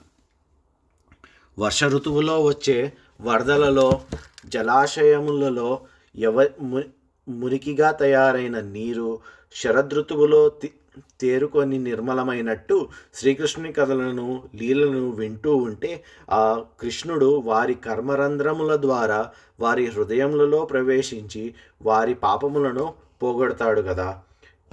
ఎక్కడెక్కడో తిరిగి అలసిపోయి ఇల్లు చేరి పాండుడు మరలా బయటకు వెళ్ళడానికి ఇష్టపడనట్టు ఒకసారి కృష్ణలీలను, కృష్ణుని కథలను చెవులలో అమృతం పోసినట్టు విన్న భక్తుడు మరలా ఇతర కథల జోలికి పోడు, శ్రీకృష్ణ పాదములను విడవడు. ఓ శుకమహర్షి, ఈ శరీరంలో ఉన్న జీవుడికి పంచభూతములతో ఎలాంటి సంబంధము లేదు. కానీ ఈ శరీరము పంచభూతముల సంయోగముతో ఏర్పడింది. అంటే జీవునికి ఈ దేహము ఎటువంటి కారణము లేకుండానే ఏర్పడింది. అంటే ఈ జీవునికి ఎటువంటి కారణం లేకుండానే ఏర్పడిందా, లేక ఈ జీవుడు పూర్వజన్మలో చేసిన కర్మల ఫలితంగా ఈ దేహం ఏర్పడిందా? ఈ విషయం తమరికి బాగా తెలుసు. ఈ విషయములను నాకు వివరంగా చెప్పండి. ఈ లోకములను సృష్టించడానికి నియమించబడిన బ్రహ్మ ఆ పరమాత్మ బొడ్డులో నుండి పుట్టిన పద్మములో నుండి ఉద్భవించాడు కదా. తరువాత ఆ పరమాత్మ విరాట్ పురుషునిగా అవతరించాడు. అంటే విరాట్ పురుషుడు నిరాకారుడు, నిర్గుణుడు అయిన పరమాత్మ కంటే వేరు కదా. విరాట్ పురుషుడు కూడా సాధారణ మానవుని మాదిరి తల, చేతులు, కాళ్ళతోనూ పొట్టి అవయములతోనూ నశించిపోయే దేహముతోనూ ఉన్నవాడు అని చెప్పారు కదా. అది ఎలా సంభవము? ఆ విరాట్ పురుషునికి కూడా చేతులు, కాళ్ళు, తల, నాశనము అయ్యే దేహము ఉంటే విరాట్ పురుషునికి, లౌకిక పురుషునికి తేడా ఏముంటుంది? సృష్టి చేయడానికి బ్రహ్మ ఆ పరమాత్మ నాభి కమలము నుండి పుట్టాడు. ఆ పరమాత్మ దయ వలననే సృష్టిని చేస్తున్నాడు. ఆ పరమాత్మ యొక్క విరాట్ స్వరూపమును దర్శించాడు. ఈ విశ్వంలో సృష్టి, స్థితి, లయములకు కారకుడు, అంతటా తానే అయినవాడు, సర్వాంతర్యామి అగు పురుషుడు తాను ఈ మాయకు అధిపతి అయినప్పటికీ ఆ మాయకు లోబడకుండా, ఆ మాయను తాకకుండా ప్రత్యేకంగా ఎక్కడ శయనించి ఉంటాడు? ఆ విరాట్ పురుషుని అవయముల ద్వారానే ఇంద్రుడు, వరుణుడు మొదలగు లోకపాలకులు, దేవతాగణాలు, వారికి నివాసములైన లోకములు కల్పించబడ్డాయి అని చెప్పారు కదా. కానీ మరొక చోట యందు లోకములు పుట్టి వాటికి లోకపాలకులు నియమింపబడ్డారు అని, వారి ద్వారా విరాట్ పురుషుని అవయములు అన్నీ కల్పించబడ్డాయి అని కూడా చెప్పారు కదా. మరి ఇలా రెండు విధములుగా చెప్పడంలో ఏమైనా విశేషము ఉందా? ఓ శుకమహర్షి, కల్పము, వికల్పము, వాటి పరిమాణము, కాలము, అకాలములలో విధములు, భూత, భవిష్యత్, వర్తమాన కాలములు, ఆ కాలముల యొక్క విధానములు, జీవుల యొక్క ఆయు ప్రమాణములు ఎంతెంత ఉంటాయో అన్నీ నాకు వివరించండి. కాలమును ఎలా గుణిస్తారు? అందులో అత్యల్ప పరిమాణము, అత్యధిక పరిమాణము ఏమిటి? వాటిని తెలుసుకోవడం ఎలాగా? కర్మలు ఎన్ని రకాలు? శుభకర్మలు చేస్తే వచ్చే ఫలితాలు, అశుభకర్మలు చేస్తే వచ్చే ఫలితాలు ఎలా ఉంటాయి? కర్మలు చేసినందువలన పొందదగిన స్థానములు, వాటి వివరాలు అన్నీ నాకు తెలియచేయండి. దైవత్వము పొందడానికి, ఉత్తమ లోకములు కలగడానికి మానవులు ఏ ఏ కర్మలు చేయాలి, ఏ ఏ కర్మలు చేస్తే మానవులకు పుణ్యలోకములు కానీ పాపలోకములు కానీ లభిస్తాయి, ఏ ఏ మానవులకు ఏ ఏ కర్మలు చేయడానికి అధికారము కలదో తెలియజేయండి. ఈ అనంత విశ్వంలో భూమి, పాతాళము, దిక్కులు, ఆకాశము, గ్రహములు, నక్షత్రములు, పర్వతములు, నదులు, సముద్రములు, ద్వీపములు మొదలగునవి ఉన్నాయి కదా. వాటిలో రకరకాల జీవజాలములు ఉంది కదా. ఆ జీవజాలము ఎలా పుట్టింది, వాటి ఉత్పత్తి ఎలా జరిగింది? ఈ అనంత విశ్వంలో ఎన్నో బ్రహ్మాండాలు ఉన్నాయి కదా. వాటి లోపల ఉన్న పరిమాణము ఎంత, బయట ఉన్న పరిమాణము ఎంత? ఈ విశ్వంలో ఎంతోమంది మహాత్ములు జన్మించారు కదా. వారి జీవిత చరిత్రలు నాకు తెలియచేయండి. మానవులలో వర్ణాశ్రమ ధర్మములు ఏర్పడ్డాయి కదా. ఏ ఏ లక్షణములు, స్వభావములు అనుసరించి ఆ వర్ణాశ్రమ ధర్మములు ఏర్పడ్డాయి? యుగములు, వాటి పరిణామములు, ఆయా యుగములలో ఆచరించవలసిన ధర్మములు, ఆ పరమాత్ముని యొక్క అవతార విశేషములు, వాటి చరిత్ర నాకు తెలియచేయండి. పుట్టినప్పటి నుండి మరణించే వరకు మానవులు ఆచరించవలసిన సాధారణ ధర్మములు, విశేష ధర్మములు ఏమిటి? దైనందిన కర్మలు, వ్యాపారములు, సేవలు చేసే వ్యక్తులు ఆచరించవలసిన ధర్మములు ఏమిటి? రాజర్షులు ఆచరించవలసిన ధర్మములు ఏమిటి? మానవులకు ఆపదలు కలిగినప్పుడు వారు ఆచరించవలసిన ధర్మములు ఏమిటి? మనకు ఉన్న ఉత్వములు ఎన్ని? వాటి లక్షణములు ఏవి? వాటి స్వభావములు ఏవి? భగవంతుని ఎలా ఆరాధించాలి? అధ్యాత్మ శాస్త్రములలో చెప్పబడిన యోగముల గురించి చెప్పండి. మహాయోగముల యొక్క ఐశ్వర్యము ఎలా ఉంటుంది? యోగుల యొక్క సూక్ష్మ శరీరము ఎలా లయమవుతుంది? ఋగ్వేదము మొదలగు వేదముల గురించి, ఆయుర్వేదము మొదలగు ఉపవేదముల గురించి, ధర్మశాస్త్రము గురించి, ఇతిహాసములు, పురాణముల గురించి, వాటి లక్షణముల గురించి నాకు వివరంగా చెప్పండి. మానవులు సంసార సాగరంలో పడి కొట్టుకుంటున్నారు కదా. వారు ఏ సంసారం అనే వారు ఆ సంసారము అనే సముద్రమును ఎలా దాటగలరు? దానికి తగిన సాధనము ఏది? విక్రమము అంటే ఏమిటి? వినాశనము అంటే ఏమిటి? ఈ విశ్వంలో ప్రాణులు ఎలా పుడుతున్నారు, ఎలా లయమవుతున్నారు? వైదిక కర్మలు అనగా ఏమి? ధర్మము, కామము, అర్థము, వాటి గురించి వివరించండి. ప్రళయకాలంలో జీవులు అన్నీ ఎలా లయమవుతాయి? దుర్మార్గులు ఎలా పుడతారు? ఎందుకు పుడతారు? జీవుడు ఈ సంసారంలో ఎలా బంధింపబడుతున్నాడు? ఆ బంధముల నుండి ఎలా విడివడతాడు? ఆ బంధముల స్వరూపము ఏమిటి? భగవంతుడు సర్వస్వతంత్రుడు అన్నారు కదా. మరి ఈ మాయలో ఎందుకు క్రీడిస్తున్నాడు? అవసరం ఏమిటి? ప్రళయకాలంలో ఈ మాయ ఏమవుతుంది? భగవంతుడు ఆ మాయను విడిచిపెడతాడా, లేక సాక్షిభూతంగా చేస్తూ ఉంటాడా? ఓ శుకమునీంద్ర, నేను నీ శరణుజొచ్చాను. నేను అడిగిన విషయములను, నేను అడగకుండా మరిచిపోయిన విషయములను దయతో నాకు వివరించండి. నా సందేహములను అన్నిటినీ తీర్చండి. ఓ మునీంద్ర, నీవు బ్రహ్మదేవునితో సమానుడవు. లోకంలో మానవులు మీ వంటి పెద్దలు, జ్ఞానులు ఆచరించిన విషయములనే ఆచరిస్తూ ఉంటారు. నేను కూడా మీ అడుగుజాడల్లో నడవలనని అనుకుంటున్నాను. బ్రాహ్మణ శాపమున చేత నాకు 7 దినములలో మరణం సంభవించబోతుంది. కానీ నాకు ఆ శాపం వలన భయం ఏమాత్రం లేదు. నీ వాక్కులు అనే అమృతపానం చేస్తున్న నాకు భయం అనేది ఏమిటో తెలియదు. కాబట్టి నా సందేహమును తీర్చండి అని అడిగాడు పరీక్షిత్ మహారాజు. పరీక్షిత్ మహారాజు అడిగిన ప్రశ్నలకు శుకుడు ఈ విధంగా సమాధానం చెప్పసాగాడు. 9వ అధ్యాయం. పరీక్షిత్ మహారాజు అడిగిన ప్రశ్నలకు శుక మహర్షి ఈ విధంగా సమాధానాలు చెప్పడం మొదలుపెట్టాడు. ఓ పరీక్షిత్ మహారాజా, నీవు అడిగిన ప్రశ్నలన్నిటికీ సరియైన సమాధానం చెబుతున్నాను, శ్రద్ధగా విను. మానవులు సహజంగా కలలు కంటూ ఉంటారు. ఆ కలలో వివిధములైన దృశ్యములను చూస్తూ ఉంటారు, అనుభూతులు పొందుతూ ఉంటారు. మెలకువ రాగానే ఏమీ గుర్తు ఉండవు. మానవునికి ఈ కళలకు ఎలాంటి సంబంధము లేదు. అలాగే ఆత్మకు, దేహముతో చేసే పనులకు ఎలాంటి సంబంధము లేదు. కానీ ఆత్మకు, దేహధారులకు మధ్య మాయ అనేది ఒకటి ఉంది. ఆ మాయయే దేహదారులను ఒక విధమైన మోహంలో పడేస్తూ అన్ని కర్మలు చేస్తూ ఉంటుంది. ఆ మాయ లేకపోతే పరమాత్మకు దేహదారికి ఎలాంటి సంబంధము లేనే లేదు. ఈ మాయ అనేది చాలా రూపములు కలిగి ఉంటుంది. ఆ మాయా ప్రభావం చేతనే ఆత్మ జీవాత్మగా ఎన్నో రూపాలతో ప్రకాశిస్తున్నాడు. అంటే బాల్యము, యవ్వనము, వృద్ధాప్యంలో వివిధ రూపాలు ధరిస్తున్నాడు. ధనికుడు, పేదవాడు ఇలా రకరకాలుగా వ్యక్తీకరింపబడుతున్నాడు. జీవుడు ఈ మాయ ప్రభావంలో పడి నేను, నాది అనే మోహంలో పడుతున్నాడు. లోపల ఉన్న జీవుడు, బయట ఉన్న ప్రకృతి చాలా బలమైనవి. ఎప్పుడైతే జీవుడు బాహ్యంలో ఉన్న ప్రకృతిని, విషయసుఖాలను విడిచిపెట్టి నేను, నాది, నువ్వు, నీది అనే భేదభావములను వదిలిపెట్టి అంతర్ముఖుడైన ఆత్మదర్శనం చేస్తాడో అప్పుడు దానికి ఏ భయము ఉండదు. పరిపూర్ణుడవుతాడు. శుద్ధ సత్వగుణ ప్రధానంగా ప్రకాశిస్తాడు.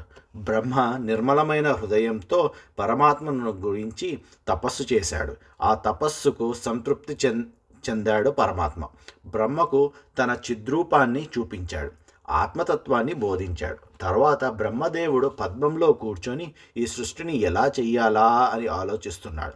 కానీ సృష్టి చేయడానికి తగిన విధి విధానాలకు తెలుసుకోలేకపోయాడు. ఆ సమయంలో 2 అక్షరముల శబ్దం ఒకటి నీటిలో నుండి వినబడింది. ఆ శబ్దము 2 సార్లు వినిపించింది. ఆ శబ్దములో మొదటి అక్షరము త, రెండవ అక్షరము ప. ఈ తప తప అనే శబ్దమును విన్నాడు బ్రహ్మ.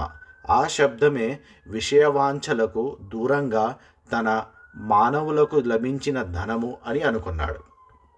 ఆ తప అనే శబ్దము ఎక్కడి నుండి వచ్చిందా, ఎలా వచ్చిందా అని పరీక్షించాడు బ్రహ్మ. 4 పక్కలా దృష్టి సారించాడు. ఎవ్వరూ కనబడలేదు.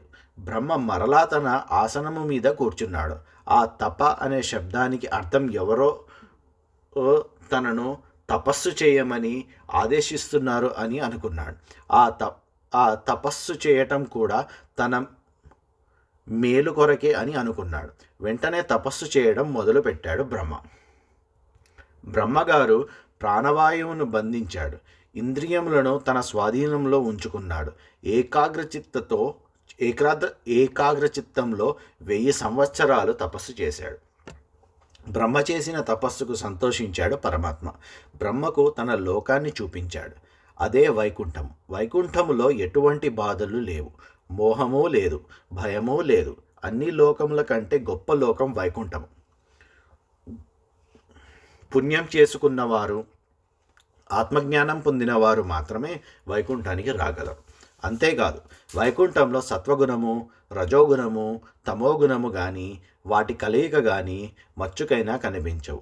అక్కడ ఉన్నదంతా ఏ గుణము లేని నిర్గుణతత్వము.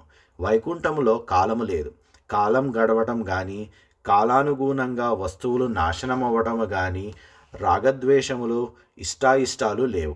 లౌకికములు అయిన ప్రాపంచిక సుఖములు, దుఃఖములు లేవు. ఆ సుఖదుఖములను కలిగించే మాయ కూడా అక్కడ లేదు. అక్కడ ఉన్నవారంతా భగవంతుని సేవలో నిమగ్నమైన వాళ్ళే. అక్కడ ఉన్నవాళ్ళు వేషధారణ కూడా వైకుంఠమునకు తగ్గట్టే ఉంది. అక్కడ ఉన్నవాళ్ళు అందరూ నీలమేఘఛాయతో మెరిసిపోతున్నారు. వాళ్ళ కళ్ళు తామర పూల రేకుల మాదిరి ఉన్నాయి. అందరూ పసుపు పచ్చని పీతాంబరములు కట్టుకొని ఉన్నారు. అత్యంత సుందరాకారులు, చాలా సుకుమారంగా ఉన్నారు. అందరికీ 4 చేతులు ఉన్నాయి. అందరూ రత్నములు, ముత్యములతో చేయబడ్డ ఆభరణములు ధరించి ఉన్నారు. అందరూ కిరీటధారులే. మేఘములతో దట్టంగా ఉన్న ఆకాశంలో మెరుపు మెరిస్తే ఎలా ఉంటుందో వైకుంఠము అలా ఉంది. వైకుంఠములో లక్ష్మీదేవి నిరంతరము శ్రీమన్నారాయణుని పాదసేవనం చేస్తూ విష్ణుకీర్తన గానం చేస్తూ ఉంటుంది. అటువంటి వైకుంఠంలో సునందుడు, నందుడు, ప్రబలుడు మొదలగు పార్షదులతో సేవింపబడుతూ ఉన్న శ్రీ మహావిష్ణువును బ్రహ్మదేవుడు చూచాడు. ఆ మహావిష్ణువు చూపులలో దయ, ఆనందము ఉన్నాయి. ఆయన పెదాల మీద చిరునవ్వు ఉంది. చతుర్భుజుడు, పీతాంబరధారి వక్షస్థలము శ్రీలక్ష్మిని ధరించి విష్ణువును చూచాడు బ్రహ్మ. ఆ శ్రీ మహావిష్ణువు 25 శక్తులతో విరాజిల్లుతున్నాడు. యోగేశ్వరేశ్వరుడు యోగుల హృదయ సింహాసములను అధిష్ఠించి ఉన్నవాడు అయిన శ్రీ మహావిష్ణువు ఆ వైకుంఠంలో సింహాసమును అధిష్ఠించి ఉన్నాడు. 25 శక్తులు అంటే ప్రకృతి, మహాతత్వము, బుద్ధి, అహంకారము, మనస్సు, 10 ఇంద్రియములు, 5 తన్మాత్రలు, పంచభూతములు, మొత్తము 25. పరమాత్మ దర్శనం కాగానే బ్రహ్మకు ఒళ్ళంతా పులకరించింది. కళ్ళ నిండా నీళ్లు నిండాయి. పరమాత్మ పాదములకు భక్తితో నమస్కారం చేశాడు. తన పాదములకు నమస్కరిస్తున్న బ్రహ్మను 2 చేతులతో లేవదీశాడు పరమాత్మ. ఆయనతో మృదుమధురంగా ఇలా అన్నాడు: ఓ బ్రహ్మదేవా, నీవు సృష్టి చేయవలననే కోరికతో నా గురించి తపస్సు చేశావు. నీ తపస్సు నేను సంతృప్తి చెందాను. నీకు ఏమి వరము కావాలో కోరుకో, ప్రసాదిస్తాను. నిన్ను తపస్సు చేయమని తప అనే శబ్దముతో నేనే నిన్ను ప్రేరేపించాను. నా ప్రభావముతోనే నీవు ఈ వైకుంఠమును దర్శించగలిగావు. నీవు సృష్టి చేయవలనని సంకల్పించావు, సృష్టికి పూనుకున్నావు. కానీ నీకు ఏమి చెయ్యాలో, ఎలా చెయ్యాలో తెలియలేదు. అప్పుడు నేను నీకు తపా శబ్దమును వినిపించి తపస్సు చేయడానికి ప్రోత్సహించాను. అప్పుడు నువ్వు నా గురించి తపస్సు చేశావు. ఎందుకంటే నేను తపస్సుకు ఆధారము. తపస్సే నా హృదయం, తపస్సు నా శక్తి. ఆ తపశ్శక్తి చేతనే నేను ఈ విశ్వమును సృష్టిస్తున్నాను, లయం చేస్తున్నాను.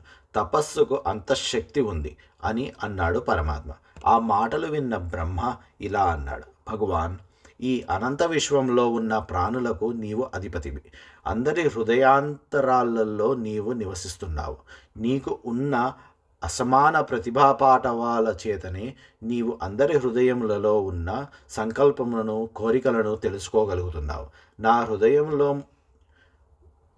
మెదులుతున్న భావములను, కోరికలను కూడా నీవు తెలుసుకున్నావు. నా కోరికలను నెరవేర్చు.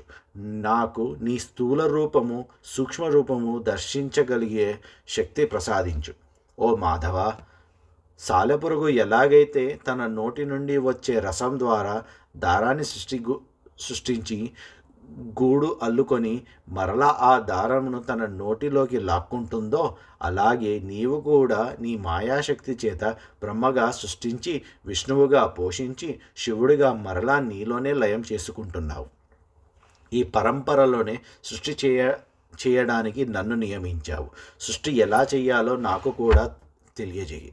నీవు నాకు చెప్పిన విషయములను తూచా తప్పకుండా పాటిస్తాను. నీవు చెప్పినట్టే సృష్టి చేస్తాను. నీ వలన తత్వజ్ఞానమును ఉపదేశముగా పొందిన నేను నీ ఆజ్ఞ మేరకు సృష్టి చేస్తాను. కానీ నేనే ఈ సృష్టి చేస్తున్నాను అన్న అహంకారాన్ని నా మనసులోకి రానివ్వకు. ఓ దేవా, నీవు నాకు ఒక మిత్రుడిగా సహకరిస్తున్నావు. అది నా అదృష్టము. స్థిరమైన చిత్తముతో నేను ఈ సృష్టిని చేయడానికి నాకు సహకరించు. నేను నీ సఖుడను అయినా నీ సేవకుడును మాత్రమే. నేను పరమాత్మను, నేను స్వతంత్రుడును, నేనే ఇదంతా చేస్తున్నాను అని ఎప్పుడూ అనుకోను. అలాంటి భావాలు నాలో కలగకుండా చూడు అని ప్రార్థించాడు బ్రహ్మ. బ్రహ్మదేవుని మాటలు విన్న పరమాత్మ ఇలా అన్నాడు: నీకు పరమగుహ్యమైనది, విజ్ఞానవంతమైనది, రహస్యమైనది అయిన జ్ఞానమును నీకు ఉపదేశిస్తున్నాడు, స్వీకరించు. నేను ఏమిటో, నా స్వరూపము, స్వభావము ఏమిటో, నా స్వరూపము ఏ పరిమాణంలో ఉందో, నేను ఏ విధములైన గుణములు కలిగి ఉంటానో, నా వివిధ రూపములు, లీలలు అన్నీ కూడా నీకు వివరిస్తాను. నా కృప వలన నీకు పైన చెప్పిన అన్ని విషయములు యథార్థమైన అనుభవపూర్వకంగా సంపూర్ణంగా లభిస్తాయి అని చెప్పాడు పరమాత్మ.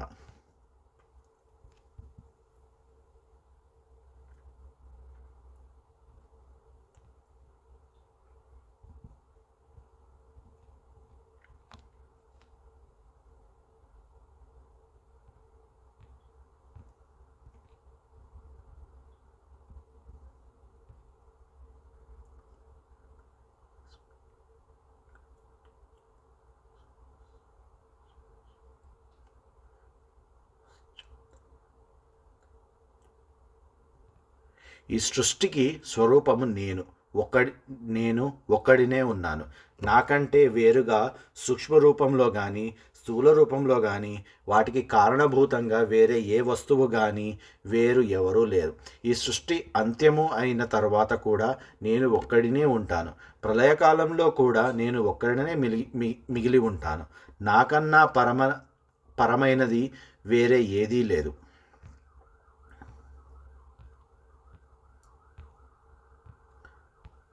పరమాత్మ మాయ పరమాత్మ మాయ ఈ రెండు వేరువేరుగా ఉన్నాయి. పరమాత్మను తెలుసుకుంటే మాయ అదృశ్యమైపోతుంది. మాయలో పడితే పరమాత్మ గోచరం కాడు. చీకట్లో ఉంటే ఏమీ కనిపించదు. వెలుగులోకి వస్తే అన్నీ కనిపిస్తాయి. అంటే చీకటి అదృశ్యమైపోతుంది. ఈ సృష్టి అంతా పరమాత్మ మాయామోహంలో పడి ఉంది. ఆ మాయలో నుండి బయటపడి పరమాత్మను తెలుసుకోవటమే మానవుని కర్తవ్యం. ప్రతి ప్రాణిలో పరమాత్మ ఆత్మగా వెలుగుతూ ఉంటాడు. కానీ ఆ వెలుగును మాయ అనే ఆవరణ కప్పివేస్తుంది. అప్పుడు ఆత్మ జీవాత్మగా మారి ప్రాపంచిక విషయంలో పడిపోతాడు. జనన మరణ చక్రంలో పడిపోతాడు. ఎప్పుడైతే జీవాత్మ ఈ ప్రాపంచిక విషయములను వదిలిపెట్టి పరమాత్మ వైపు చూస్తాడో అప్పుడు అతనిని ఆవరించిన మాయా అనే చీకటి తొలగిపోతుంది.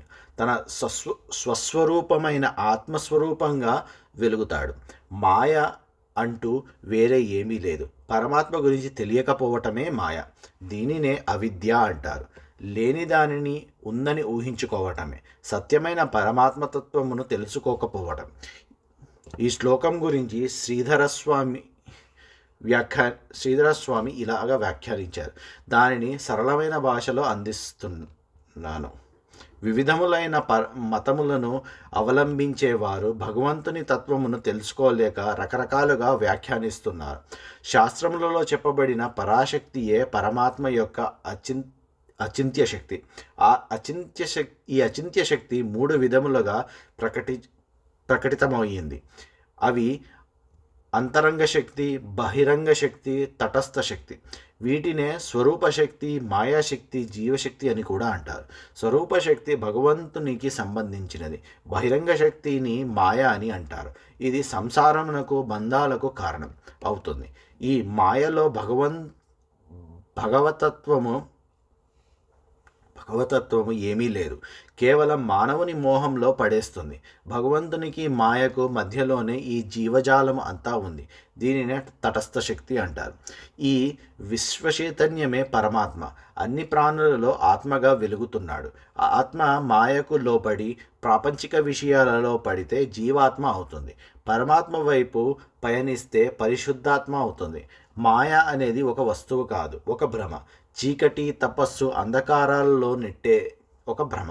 అప్పుడే మానవుడు ఇతరములైన తత్వజ్ఞానములను వలన ఆత్మ యొక్క స్వరూపతత్వమును తెలుసుకోలేడో అతనిది పరిపూర్ణ జ్ఞానము కాదు. స్వరూపతత్వమును తెలుసుకోనంత వరకు మానవుడు మాయలో పడి ఉంటాడు. దీన్ని సరిగ్గా అర్థం చేసుకోవడానికి మనకు ఒక ఉదాహరణ ఇచ్చారు. ఆత్మస్వరూప తత్వము సూర్యుడు అయితే జీవుడు ఒక ఆభాస. మాయ అనేది చీకటి. సూర్యుడు రాగానే చీకటి పటాపంచులు అయిపోతుంది. సూర్యోదయానికి ముందు చీకటి పారిపోతుంది. సూర్యుడు పూర్తిగా ఉదయించడానికి ముందే చీకటి పూర్తిగా తొలగిపోవడానికి మధ్యలో ఉండేదే ఆభాస. ఉండి ఉండనట్టు, లేనట్టు కనబడటమే ఆభాస. జీవుడు సూర్యుని వంకకు పోతే పరమాత్మతత్వమును తెలుసుకుంటాడు. అలా కాకుండా మాయ అనే చీకటి వైపుకు చూస్తే అజ్ఞానం అనే అంధకారంలో పడిపోతాడు. ఆత్మతత్వమును తెలుసుకోలేడు. కాబట్టి ఆత్మ తప్ప మిగిలింది మాయ అని గ్రహించాలి. పంచభూతములు 5: భూమి, ఆకాశము, నిప్పు, నీరు, గాలి. ఈ సృష్టిలో ఉన్న దేవతలు, మనుష్యులు, జంతువులు, పక్షులు, పాకే జీవులు అన్నిటి దేహములు ఈ పంచభూతములతో తయారైనవే. పంచభూతములు అన్ని ప్రాణులలో అంతర్గతంగా ఉన్నప్పటికీ బయట స్వతంత్రంగా ఉంటున్నాయి. అలాగే పరమాత్మ కూడా ఈ సృష్టిలో ఉన్న జీవరాశులన్నిటిలోనూ ఆత్మగా వెలుగుతున్నా తాను మాత్రము వాటికి భిన్నంగా జీవుల లోపల బయట ఉంటున్నాడు. ఈ జగత్తులో పరమాత్మ అంతర్యామిగా వెలుగుతున్నాడు. పంచమహాభూతములు ఈ జగత్తులోని ప్రాణులలో ఉన్నప్పటికీ బయటకు స్వతంత్రంగా ఉంటున్నాయి.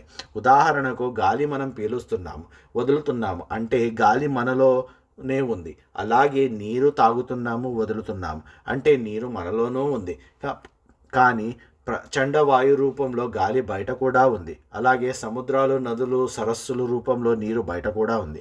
అలాగే పరమాత్మ కూడా అన్ని ప్రాణులలోనూ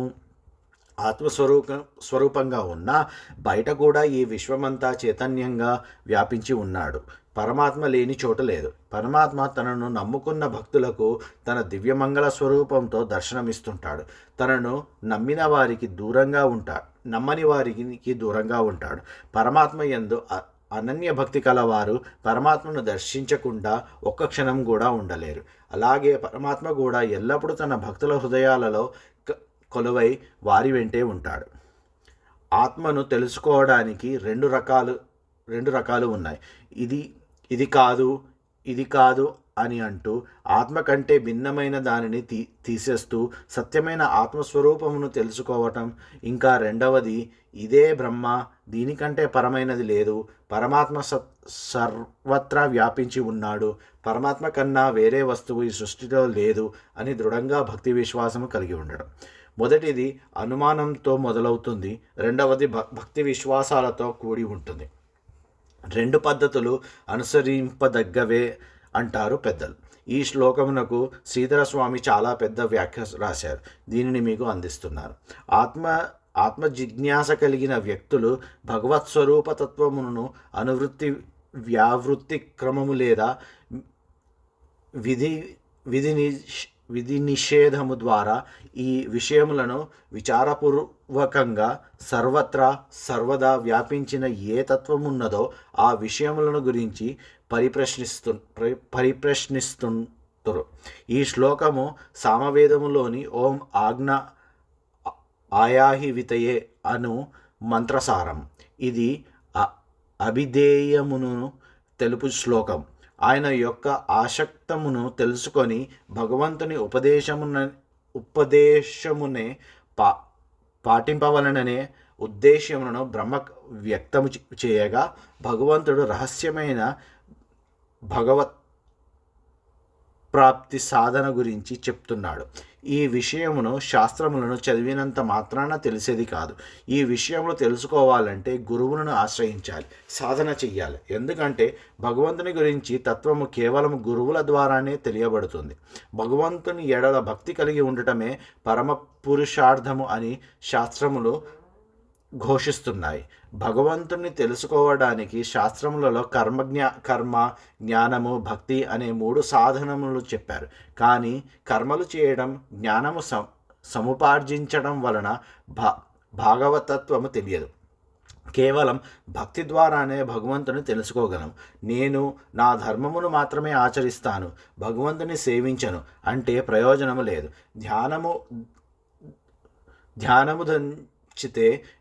ధాన్యము దంచితే బియ్యము వస్తాయి, కానీ కేవలము ఊక దంచితే బియ్యము రావు. సరికదా? శ్రమ మిగులుతుంది. భగవంతుని మీద భక్తి లేకుండా కర్మలు చేయడం, శాస్త్రములు చదవడం, జ్ఞానమును సంపాదించడం వలన శ్రమ తప్ప వేరే ఏమిటి మిగలదు. పూర్వకాలములో యోగులు కూడా తాము చేసిన ప్రతి కర్మను భగవంతునికి అర్పించి భగవంతుని కథలను విని భగవంతుని మీద భక్తి పెంపొందించుకొని ఉత్తమగతులను పొందారు.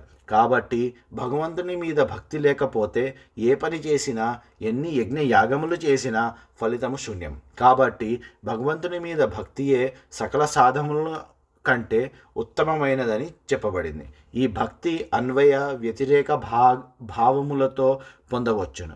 అన్వయ భావము అనగా భక్తుడు ఏ కోరికలు లేకుండా కానీ, లేక మోక్షము, స్వర్గము మొదలగు కోరికలతో కానీ తీవ్రమైన భక్తి యోగముతో భగవంతుని ఉపాసించును. తీవ్ర భక్తి యోగము అంటే మేఘములు ఆవరించిన సూర్యుని వలె ఏ ఆచ్ఛాదన లేకుండా తాను చేసే సమస్త కర్మలను పరమాత్మకు అర్పించి పరమాత్మను ఆరాధించడం. వ్యతిరేక భావము అనగా విరాట్ పురుషుని ముఖము, బాహువులు, తొడలు, పాదముల నుండి ఉద్భవించిన బ్రాహ్మణ, క్షత్రియ, వైశ్య, శూద్రులు, వారిలో వెలిగే ఆత్మ, ఆ పరమాత్మ స్వరూపము అన్నీ తెలియకుండా అజ్ఞానంలో ఉంటారో వారు పతీతులవుతారు.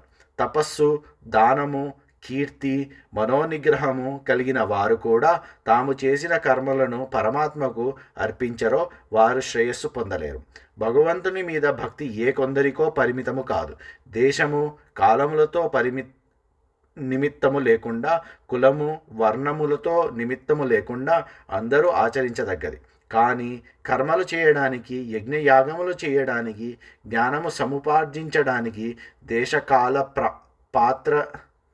పాత్ర నియమములు పాటించాలి. వాటిని అందరూ అన్ని కాలములలో, అన్ని ప్రాంతములలో పాటించడానికి, ఆచరించడానికి వీలులేదు.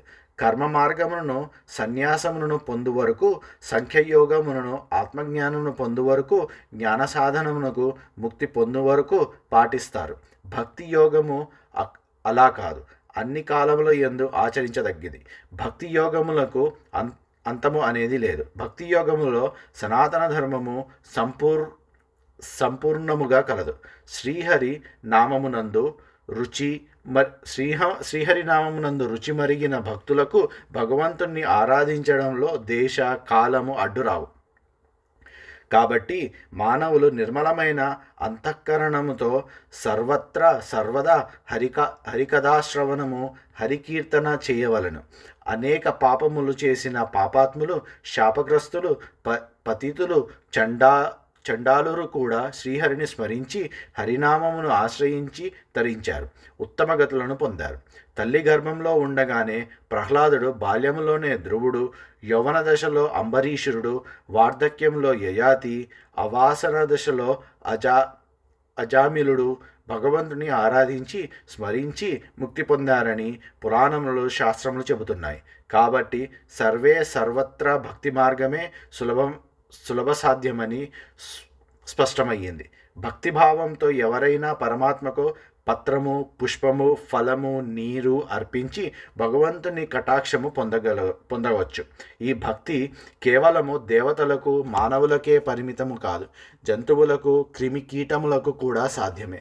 పరమాత్మను భక్తితో ఆదరించడం వలన పిపీలికాది బ్రహ్మ పర్యంతము ముక్తి పొందారు. ఈ శ్లోకంలో పరమాత్మ తానే ఆరాధ్యునుడని, భక్తి చేతనే తనను ఆరాధించవలనని రూఢిగా చెప్పాడు. ఏ తన్మత్వం సమాతిష్ట పరమేణ సమాధిన భవాన్ కల్పవికల్పేషు న విముహ్యతి కర్హిచిత్. ఓ బ్రహ్మదేవ, నీవు ఉత్తమమైన ఏకాగ్రచిత్తముతో నేను చెప్పిన సిద్ధాంతము అనుష్ఠించు. నీవు ప్రతికల్పములో వివిధ రూపములతో సృష్టి చేసినను నీకు నేను ఈ సృష్టినంతా నిర్వహిస్తున్నాను అనే అహంకారము అంటదు. నిర్మలమైన మనస్సుతో ఉంటావు. అన్ని చతుశ్లోకి భాగవతమును ముగించాడు పరమాత్మ. ఈ శ్లోకము చతుశ్లోకి భాగవతమునకు ఫలశ్రుతిగా చెప్పబడింది. మానవ జీవితంలో అహంకారము మానవుని పతనానికి నాంది. అందుకనే బ్రహ్మ మొట్టమొదట పరమాత్మకు నమస్కరించి, నీ ఆజ్ఞ ప్రకారం నేను సృష్టి చేస్తాను, కానీ నేను సృష్టి చేస్తున్నాను అనే అహంకారము నాలో కలుగనీయకు అని ప్రార్థించాడు. దానికి సమాధానంగా పరమాత్మ ఈ శ్లోకంలో అదే ప్రకారంగా ఆశీర్వదించాడు. కాబట్టి ఈ చతుశ్లోకి భాగవతము పరమాత్మ వలన చెప్పబడింది. ఇది సమస్త వేదముల సారము, ప్రతినిత్యము పఠించదగినది. ఈ 4 శ్లోకములు పఠించినంత మాత్రాన భాగవతము పూర్తిగా చదివిన ఫలము దక్కుతుంది. శుక మహర్షి పరీక్షిత్ మహారాజుతో ఇలా అన్నాడు: ఓ రాజా, బ్రహ్మదేవునికి ఉపదేశము చేసిన తరువాత పరమాత్మ అంతర్హితుడయ్యాడు. బ్రహ్మదేవుడు పరమాత్మకు నమస్కరించి సృష్టిని ప్రారంభించాడు. పూర్వకల్పంలో సృష్టి ఎలా ఉందో అలాగే ఈ కల్పంలో కూడా సృష్టి చేయడం మొదలుపెట్టాడు. ప్రజాక్షేమము కొరకు బ్రహ్మ తాను కూడా కొన్ని నియములను ఆచరించడం మొదలుపెట్టాడు. బ్రహ్మదేవునికి అత్యంత ప్రియమైన మానసపుత్రుడు నారదుడు. పరమభక్తుడు, సదా పరమాత్మను స్మరిస్తూ ఉంటాడు. విష్ణుమాయను తెలుసుకోవడానికి బ్రహ్మ దగ్గరకు వచ్చాడు. ఓ పరీక్షిత్ మహారాజా, నీవు ఇప్పుడు నన్ను ఏమేమి ప్రశ్నలు అడిగాడో అవే ప్రశ్నలు నారదుడు కూడా బ్రహ్మదేవుణ్ణి అడిగాడు. ఆ ప్రశ్నలకు సమాధానంగా బ్రహ్మదేవుడు నారదునికి తాను పరమాత్మ నుండి విన్న చతుశ్లోకి భాగవతాన్ని విస్తరించి చెప్పాడు. ఆ తర్వాత సరస్వతీ నదీ తీరంలో తపస్సు చేసుకుంటూ మనసంతా వ్యాకులము చెందిన వ్యాస మహర్షికి బ్రహ్మదేవుని వద్ద నుండి తాను విన్న భాగవతమును నారదుడు వ్యాసునికి చెప్పాడు. నా తండ్రి అయిన వ్యాస మహర్షి ఆ భాగవతమును నాకు ఉపదేశించాడు. ఇప్పుడు అదే భాగవతాన్ని నేను నీకు చెబుతున్నాను. ఓ రాజా, ఈ విశ్వము ఎట్లు ఆవిర్భవించింది అని నీవు నన్ను అడిగావు కదా, ఆ ప్రశ్నలకు అన్నిటికీ సమాధానము భాగవతములోనే ఉన్నాయి. నేను నీకు భాగవతమును వ్యాఖ్యానిస్తూ నీ ప్రశ్నలన్నిటికీ ఇంకా ఇతర ప్రశ్నలకు సమాధానం చెబుతున్నాను. సావధానంగా విను. 10వ అధ్యాయం. వ్యాసుని కుమారుడైన శుకమహర్షి పరీక్షిత్ మహారాజుకు భాగవత కథను ఈ విధంగా వివరిస్తున్నాడు. ఓ మహారాజా, ఈ భాగవతంలో 10 లక్షణములు వివరించబడ్డాయి. అవి సర్గ, విసర్గ, స్థానము, పోషణము, ఊతి, మన్వంతరము, ఈశానుని కథ, నిరోధము, ముక్తి, ఆశ్రయము. ఈ లక్షణములలో కన్నిటికీ 10వ లక్షణం అత్యంత ముఖ్యమైనది. అదే ఆశ్రయము.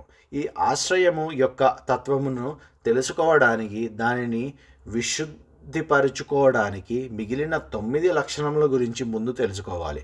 మహాత్ములు అయిన వాళ్ళు ఈ 10 లక్షణముల గురించి వారి గురువుల వద్ద నుండి విన్న విషయములను మనకు చెబుతూ ఉంటారు. మొదటి లక్షణము సర్గ. సర్గ అంటే సత్వ రజస్ తమో గుణములలో కలిగిన మార్పుల వలన పంచభూతములలో శబ్దము, రూపము, రసము, గంధము, స్పర్శ మొదలగు తన్మాత్రలు, 10 ఇంద్రియములు, మనస్సు, మహతత్వము, అహంకారము అనునవి పుట్టాయి. దీనినే సర్గ అంటారు. వీటిని ఆధారంగా విరాట్ పురుషుడు చేసిన ఈ చరాచర సృష్టినే విసర్గ అంటారు.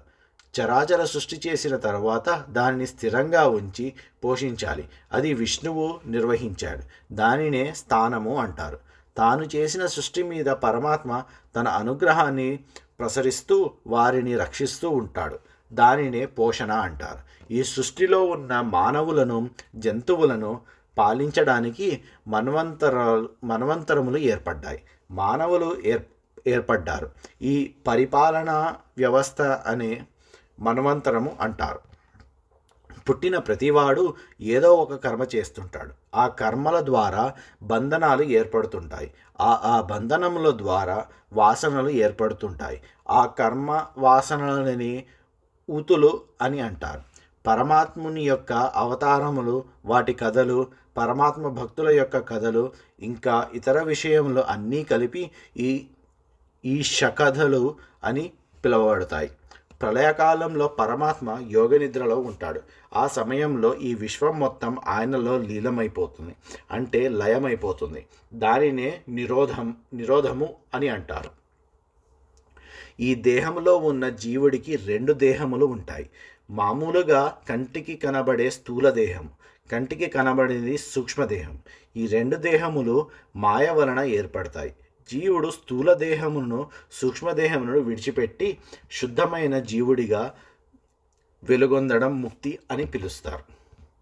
ఈ సృష్టి, స్థితి, లయము ఎవరి వల్ల జరుగుతున్నాయో, ఎవరి వలన ఈ జగము అంతా ప్రకాశింపబడుతుందో ఆ పరమాత్మనే ఆశ్రయుడు అని అంటారు. ఆ పరమాత్మయే ఆధ్యాత్మికము, ఆదిదైవికము, ఆది భౌతికము. ఈ మూడింటిలో ఏది లేకపోయినా మిగిలిన 2 ఉండవు. పరమాత్మ ఈ మూడింటికి సాక్షిభూతంగా చూస్తూ ఉంటాడు. ఆ పరమాత్మ తనకు తాను సృష్టించిన సమస్త జీవులకు ఆశ్రయమై ఉంటాడు. ఆ పరమాత్మయే ప్రథమ పురుషుడు. ఆయన మొట్టమొదట ఒక అండము సృష్టించాడు. ఆ అండములోకి తాను ప్రవేశించాడు. ఆ అండములో ఉన్న తాను నివసించుటకు జలములను సృష్టించాడు. ఆ జలములలో 1000 కొలది సంవత్సరములు అండరూపంలో ఉన్నాడు. అందుకే ఆయనను నారాయణుడు అని అన్నారు. జలమును నరములు అని అంటారు. జలములో ఉన్నాడు కాబట్టి నారాయణుడు అని పిలువబడ్డాడు. ద్రవ్యము, కర్మ, కాలము, స్వభావము, జీవుడు ఇవన్నీ ఈ పరమాత్మ అనుగ్రహము చేతనే ప్రవర్తిస్తున్నాయి. ఈ పరమాత్మ అనుగ్రహము లేకపోతే ఇందులో ఏ ఒక్కటి ఉండవు. ఆ పరమాత్మ మొదట ఒకటిగా ఉన్నాడు, తర్వాత తాను పలు విధములుగా కావాలని అనుకున్నాడు. అంటే దేవతలు, మనుషులు, జంతువులు, పక్షులు కావాలని అనుకున్నాడు. అప్పుడు యోగనిద్ర నుండి లేచాడు. తనలో నుండి మాయను సృష్టించాడు. ఆ మాయాశక్తితో తనలో ఉన్న వీర్యమును 3 విధములుగా విభజించాడు. అవే ఆదిదైవము, ఆధ్యాత్మము, ఆదిభూతము. ఇది ఎలా 3 విధములుగా విభజింపబడినదో వివరిస్తాను విను. మొదట పరమాత్మలో కదలిక కలిగింది. పనులు చేయడం మొదలయ్యింది. అప్పుడు ఆ పురుషుని అంత శరీరములో నుండి ఓజస్సు శక్తి, మనస్సు శక్తి, శారీరక శక్తి పుట్టాయి. ఈ 3 శక్తులు సూక్ష్మరూపము నుండి మహాప్రాణము పుట్టింది. దేహంలో ఉన్న ఇంద్రియములు అన్నీ ఆ మహాప్రాణము యొక్క శక్తిని అనుసరించి నడుచుకుంటున్నాయి. ఈ మహాప్రాణము పనిచేయడం మానేస్తే ఇంద్రియములు కూడా పనిచేయడం మానేస్తాయి. మహాప్రాణము విరాట్ పురుషుని పొట్టలో తిరగడం మొదలుపెట్టింది. అప్పుడు విరాట్ పురుషుడికి ఆకలి, దాహము పుట్టాయి. ఆకలి, దాహము తీరడానికి ఆహారము, నీరు కావాలి. అవి కడుపు లోపలకు పోవడానికి ఒక మార్గము కావాలి. అప్పుడు ముఖం బహిర్గతము అయ్యింది. ఆ ముఖము నుండి నమలడానికి దవడలు, రుచి చూడడానికి నాలుక పుట్టాయి. తర్వాత విరాట్ పురుషునికి మాట్లాడడానికి కోరిక పుట్టింది. అప్పుడు ముఖము నుండి వాక్కు ఇంద్రియము, వాక్కుకు అధిష్టాన దేవత అయిన అగ్ని, మాట్లాడడానికి మాటలు పుట్టాయి.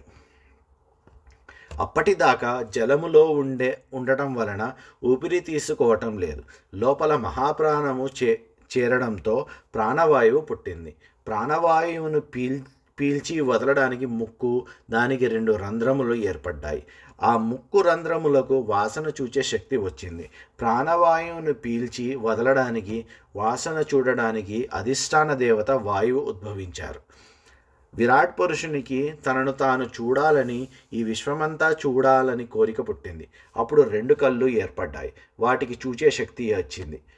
విరాట్ పురుషునికి వేదఘోష వినవలనని కోరిక కలిగింది. అప్పుడు ముఖానికి అటు ఇటు 2 చెవింద్రియములు పుట్టాయి. ఆ చెవులకు అధిష్టాన దేవత దిక్కులు. ఆ చెవులకు బయట శబ్దములను గ్రహించే శక్తి వచ్చింది.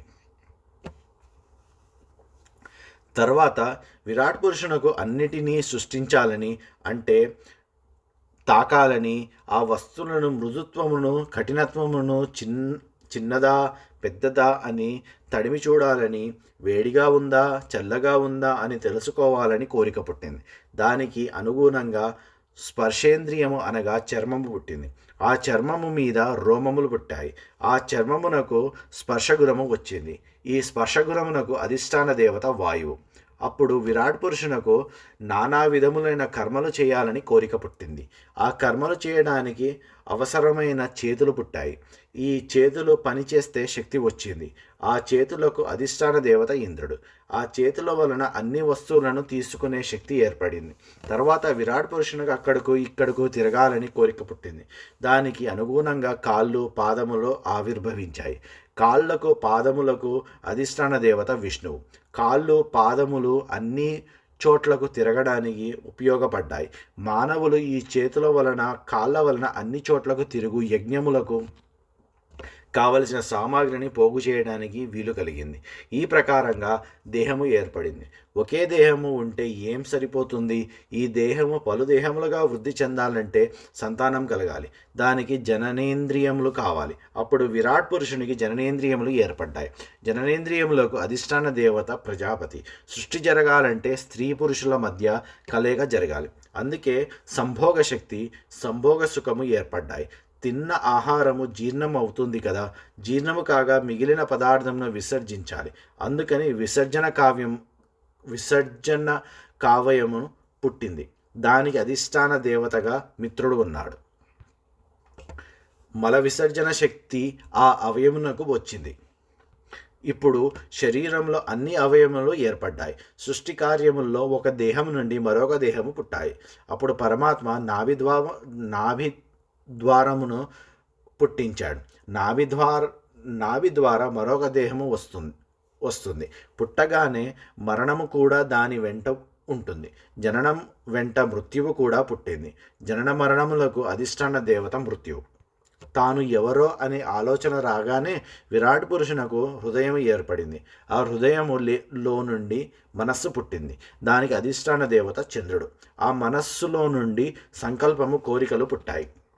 విరాట్ పురుషుని శరీరంలో పంచభూతములు ప్రవేశించాయి. ఆ పంచభూతములలో భూమి, జలము, అగ్ని నుండి చర్మము, మాంసము, రక్తము, మెదడు, ఎముకలలో ఉండే రసము, ఎముకలు అనే ధాతువులు ఏర్పడ్డాయి. మిగిలిన రెండు అయిన ఆకాశము, వాయువు నుండి ప్రాణవాయువు ఏర్పడింది. అహంకారము నుండి గుణములు పుట్టాయి. గుణముల నుండి ఇంద్రియములు పుట్టాయి. మనస్సు సకల వికారములకు మూలము. మనస్సు నుండి అన్ని కోరికలు, వికారములు కలుగుతాయి. బుద్ధి వలన విజ్ఞానము వస్తుంది. మంచి చెడు విచక్షణ కలుగుతుంది. మనస్సు సంకల్పించే పనులు మంచివా చెడ్డవా అని బుద్ధి నిర్ణయిస్తుంది. ఇప్పుడు చెప్పబడినది అంతా భగవంతుని స్థూల రూపము. ఈ స్థూల రూపము 8 ఆవరణలలో నిండి ఉంది. అవే పంచభూతములు, మనస్సు, బుద్ధి, అహంకారము. ఈ స్థూల రూపమును నేను నీకు వివరించాను. ఈ స్థూల రూపమే కాకుండా పరమాత్మకు సూక్ష్మ రూపం కూడా ఉంది. అదే అవ్యక్తము. అది మధ్యాంతరహితము, నిత్యము, వాక్కుకు మనస్సుకు అందనిది, అత్యంత సూక్ష్మమైనది. నేను నీకు భగవానుని స్థూల రూపము గురించి, సూక్ష్మ రూపము గురించి వివరించాను. కానీ ఈ 2 రూపములు మాయకు లోపడి ఉంటాయి. కాబట్టి భక్తులు ఈ 2 రూపములను గ్రహించరు. పరమాత్మకు చేయవలసిన పనులు ఏమీ లేవు. ఆయన నిష్క్రియుడు. కానీ బ్రహ్మ అనే రూపంలో అనేకమైన పేర్లతోనూ, అనేక రూపములతోనూ, అనేక పనులతోనూ ఈ సృష్టిని చేస్తున్నాడు. ప్రజాపతులు, మనువులు, దేవతలు, ఋషులు, పితరులు, సిద్ధులు, చారణులు, గంధర్వులు, విద్యాధరులు, అసురులు, గుహ్యకులు, కిన్నెరలు, అప్సరసలు, నాగులు, సర్పములు, కింపురుషులు, నరులు, మాతృకలు,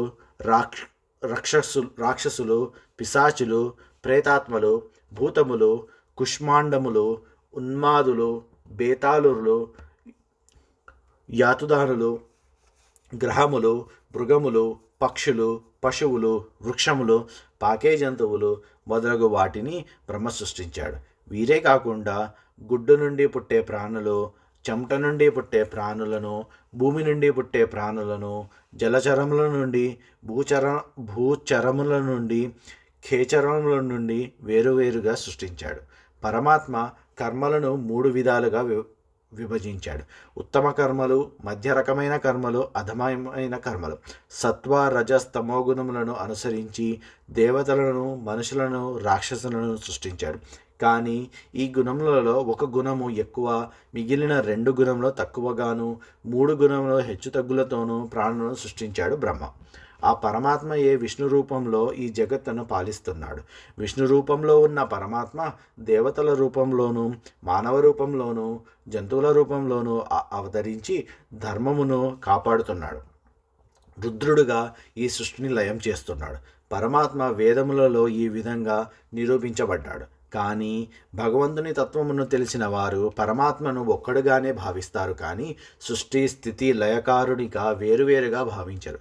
ఎందుకంటే పరమాత్మకు ఈ సృష్టి, స్థితి, లయములతో ఎలాంటి కర్తృత్వము లేదు. కానీ మాయ జీవులను కప్పివేయడం వలన ఇవి అన్నీ పరమాత్మ చేసినట్టు మనకు అనిపిస్తూ ఉంటుంది. ఇప్పటిదాకా చెప్పబడిన దానిని మహాకల్పము అంటారు. ఈ మహాకల్పంలో ప్రాకృత సృష్టిగా అనగా మహత్తత్వము, అహంకారము, 3 గుణములు మొదలగు వాటి సృష్టి, వైకృతి సృష్టిగా అనగా చరాచర జీవరాశుల సృష్టి జరిగింది. ఇప్పుడు నీకు కాలము, దాని స్థూల సూక్ష్మ పరిణామాలు, కల్పము, దాని లక్షణము, కల్ప విభాగములు గురించి వివరిస్తాను.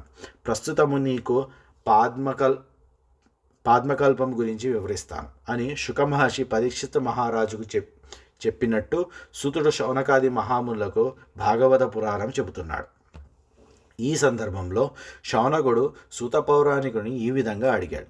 తమరు ఇంతకు ముందు విదురుడు తన బంధువులను అందరినీ విడిచిపెట్టి తీర్థమునకు సేవించుటకు వెళ్ళాడు అని చెప్పారు కదా. విదురుడు పుణ్యతీర్థములను సేవించినప్పుడు మైత్రేయుడు అనే మహామునిని కలుసుకున్నాడు అని చెప్పారు కదా. వారిరువురి మధ్య ఏమేమి విషయములు ప్రస్తావనకు వచ్చాయి, వారు ఏ ఏ విషయములను మాట్లాడుకున్నారు, మైత్రేయుడు విదురునికి ఏ ఏ విషయములను ఉపదేశించాడు, ఆ విషయములను మాకు వినిపించండి.